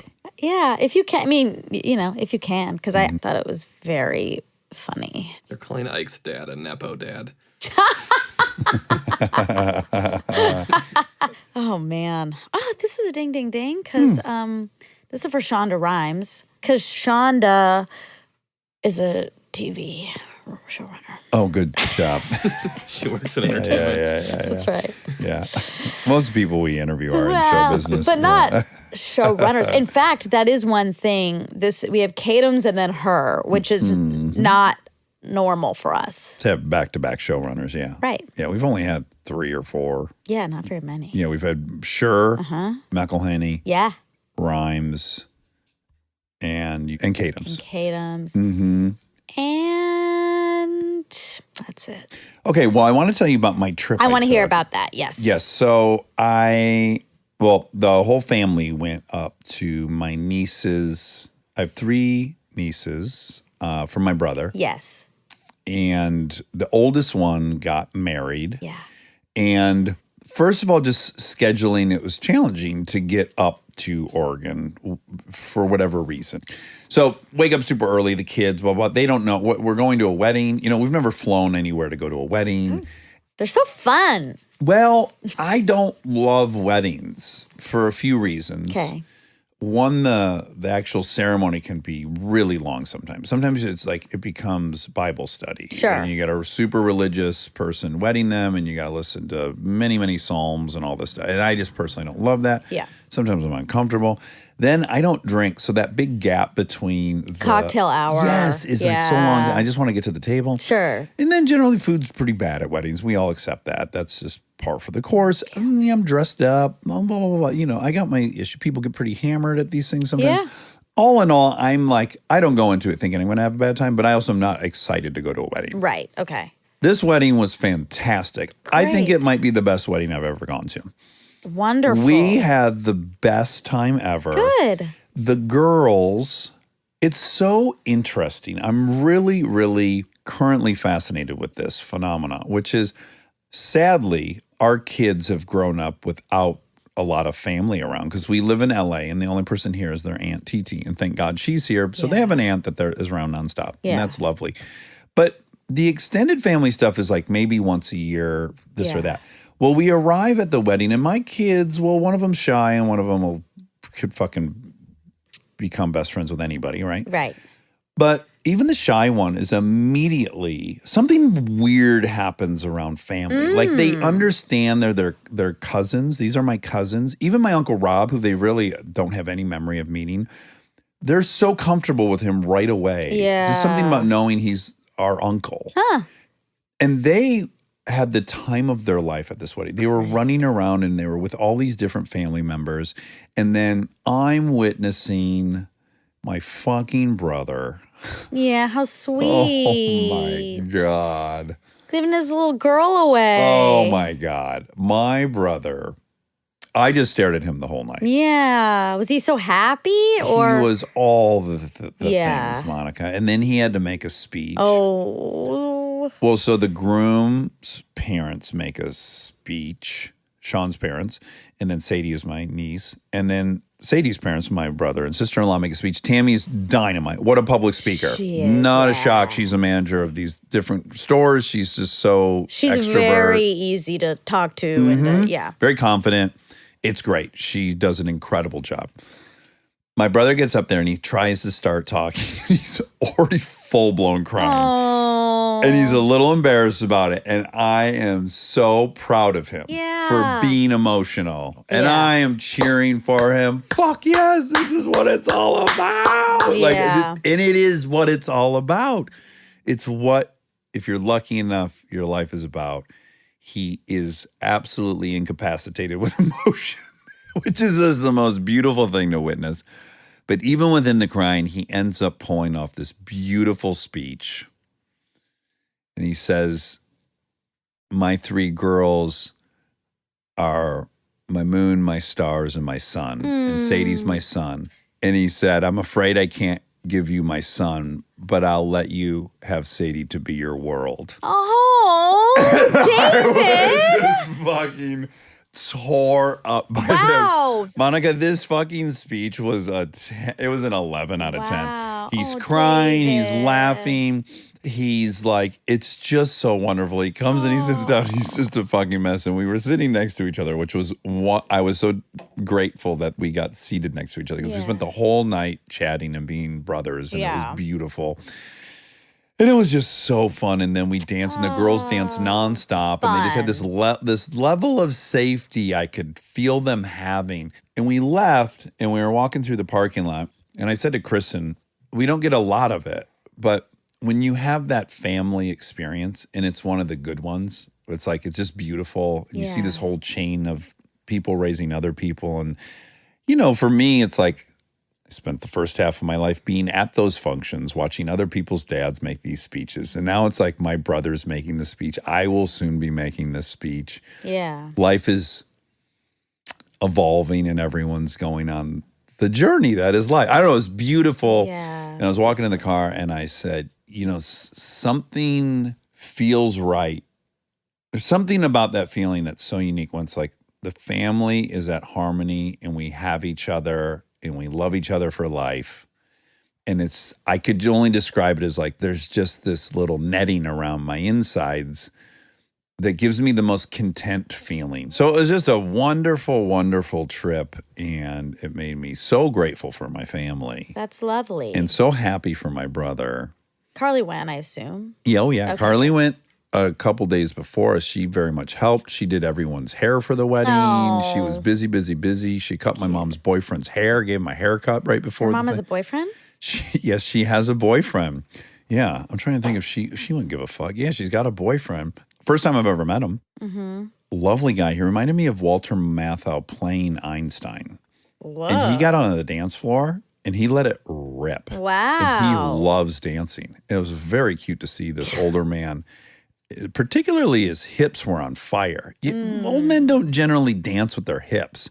It makes me know he was an incredible dancer when he was younger because he was still fucking moving hardcore. That's exciting. Yeah. Well, good. I'm glad it was a heartwarming trip. It was. I also drove a monster truck since we last talked. Oh, yeah. You guys went on a date. Yeah, we went and drove monster trucks, which was, you know, my birthday present every year on January 2nd was tickets to the truck pulls, which always came into town early January to the Silverdome. And at the truck pulls, the intermission show was monster trucks. They were brand new and they drove over cars and stuff. And I love Bigfoot and I had posters and all this stuff. That was my first motorsports love, was the truck pulls and monster trucks. Yeah. And to buckle into one and be told how to drive it and then be turned loose, it was Fun. yes, absolutely. I was in an arena flooring it in a monster truck. How fast do they go? That's a great question. I don't know. There are only 2 speeds and the arena is short, but they're 1,500 horsepower. They've got a lot of motor. Wow. And when you punch it, it is so loud because the exhaust is right next to your head and the motor's right behind your head. It is a thrilling experience. The whole thing like goes up in the air in the front. Oh my Yeah. God. It's wild. I don't know how they're doing flips in them and all the shit they do in them. It's incredible. Wow. Yeah. Shout out to Monster Jam. If you get a chance to go see Monster Jam in your life, you have to take it up. It's so fun. Yeah. Okay, so Shonda. Now, I just wanted to, because just in case people are going to be mad that she didn't say where she lives. She did say, I just cut it. Oh, okay, great. Because I just felt that she didn't really want to say it, but she did. And then Okay, great. she doesn't need to say it. Tulsa. She's in Tulsa, Oklahoma. If you're in Tulsa, look for her. She's there. The main fact was, how many scripts has Shonda written? Oh, right. You were supposed to compile. You've been counting since the I interview. have. Oh, my God. I've been Oh, my God. Have you done this? No, Oh. I haven't. I haven't. Are you going to try to do it real time right now? Yeah, I'm going to do a list. Well, can you just go to writing credits on IMDb and I Yes, can I multiply have- that by 60? Brett, she hasn't written every episode. So that's where things get, But she doesn't get a writing credit unless she's written the episode. well, no, because on IMDb versus this other thing, I did try to do some stuff on this wiki. It does have it listed for the first few seasons of Grey's Okay. of like how many. But then on IMDb, It credits her with every single episode. it has writer 23, but then when you click it, it just has like Station 19, 93 episodes, which obviously, like it has it listed, although this isn't pro. Okay. So maybe Okay. pro would be better, but Grey's Anatomy, 404 episodes. But obviously she didn't. How many did she write? Well, even if she only wrote 23 1-hour episodes, Yeah. that would be 1,380 pages she's typed. That's crazy. That's too many pages. That's a lot. Okay, we tried to say the name Cyrano de Bergerac. We couldn't really. I was mostly, whenever I think of Cyrano, I go straight to the movie Roxanne with Steve Martin. Okay. Where his nose grew. He had a really Right. long nose. Yes. And then it's such a good concept, isn't it? And then what is the concept? The concept is one guy speaking through another guy. So in this case, Steve Martin with this preposterously long prosthetic nose doesn't Right. think this girl will like him. Right. His buddy, he's a firefighter, and then a younger firefighter gets a date with the girl he's in love with. But he's so nervous and he doesn't know how to talk to women. So they work out a system where he's going to have a little earpiece in, and Steve Martin will tell him what to say. Well, so then the woman falls in love with basically Steve Martin's words. Right. Because it's a play. Well, It's originally a Greek or Latin. it's a play written in 1897 by Edmund Rostand. Fictionalization following the broad outlines of Cyrano de Bergerac's life. He was an author. Okay. But Roxanne is a big character, obviously. It's a very common theme that gets explored, whether It does. you're posing as someone else, but it's all about like, this is my voice, but you've got it confused. Yeah. Is well worn. Also, it says that it's responsible for introducing the word panache Oh, panache. into He the has- English language. He has a lot of panache. That means he's smooth, right? I think so, yeah. Okay, Shonda's parents' sex life, I didn't check in. So I have no updates. Why not? She seemed pretty private, and I didn't really think that asking for her parents' number felt appropriate. About the second wave of children. And Yeah. the horniness. Yeah, the potential. level of horniness. Life is long and life is short, but life is long. So I'm not going to make a declaration, but I'm going to make a declaration. Okay. There'll be no second round for me. Yeah, well, you have a vasectomy. That's right. I mean, I guess they can be reversed. Oh, I've yeah. heard, with True. some accuracy. But yeah, I think because maybe I started late. I was a 38-year-old first-time dad. So Yeah. when would the second round be? When I'm 65? I can barely keep up at 48. You'd be like 60 probably. Mm-hmm. I'm tired. I feel tired just thinking about that. Okay, so it's not for you. No. And I need to be an intercoastal waterway captain in my life. Yeah, you're trying to fit that in. Yeah, I got to be a seaman, Sure. an explorer of the waterways. But maybe you Pun could have. intended. Pun not intended, because I don't want to be a seaman. Right, I want to be a seaman. right. Yeah. But maybe you could have a little buddy with you, a little sea buddy. Oh, little captain. Yeah. A little hat. Little cappy. Yeah. Before he or she needs to go to school and has time to tour the waterways of America. Yeah. And he's going to wear the outfit. Oh my God. Like a little skipper. Let a little guy drive. Take a nap up front, wake up when we crash into some pylons.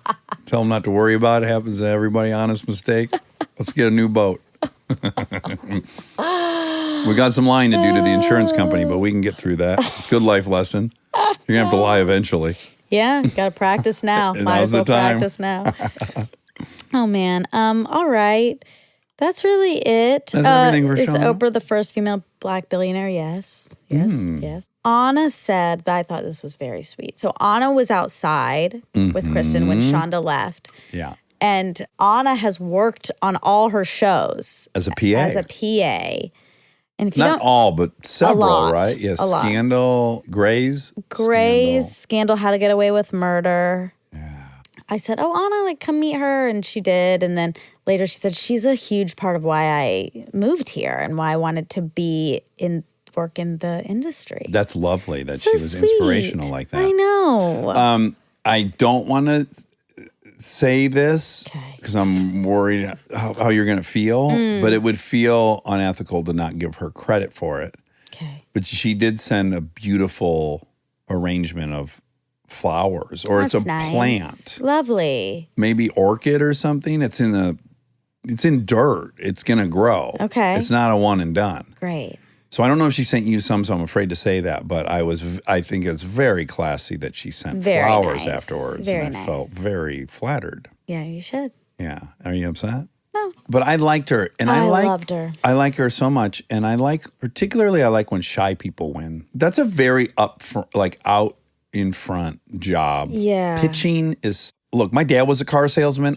My first sales job was at 14 working for him. I've been cold calling people on the phone, trying to raise money for fucking dare shit. Like, I've been selling since I was a kid. And even I walking into a network to pitch, it's very stressful to be shy and not in sales. It's almost cruel that that's a part of a writer's life. I know. So I'm just really blown away when someone can push through that. Yeah. You know how bad you want something to have that disposition and go, I'm going to have to go like a carpet salesman or a vacuum cleaner salesman. Yeah, and get so outside of my comfort zone. Yeah. Yeah, you're right. So I really That is like it. I'm special. really proud of people. Like when McElhenney has a show, you're like, yeah, duh, that motherfucker can't wait to sell somebody something. Right. But Kadam's, Yeah.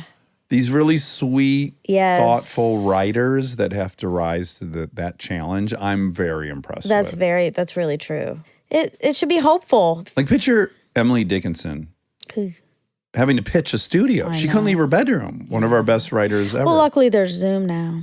She would work well now. Emily. Yeah. Yeah. I think she just sat in her bedroom and lived in her mind, Emily Dickinson. Yeah, that's right. I think because Charles Dickens. Oh. I get nervous when I say Dickinson. I see. Yeah. Dixonian.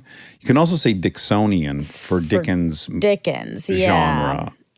You're right. It is all getting confusing. Emily Dickinson, the Bronte sisters, Oh, who are the Bronte sisters? Charlotte Bronte, and they're also of that ilk. Oh, okay, wonderful. Writers Mm-hmm. of that E. time. Cummings. Female writers. Okay. E. Cummings, lowercase. Lowercase. Yeah, definitely. All right, well, All right, fun. I love Shonda. Yes, that was a big get. I've been trying to get her for a long time. Tried to get her on this show for a long time. Tried to get her on We Are Supported By. I've tried. You've tried it. She wasn't ready until now because now she's saying yes. Makes me think maybe Mindy's next. Ooh, that'd be great. You can't wait to sink your teeth into Mindy, huh?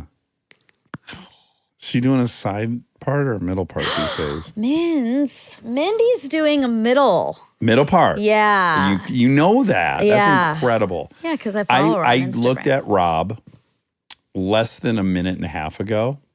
I'm not going to look at him right now.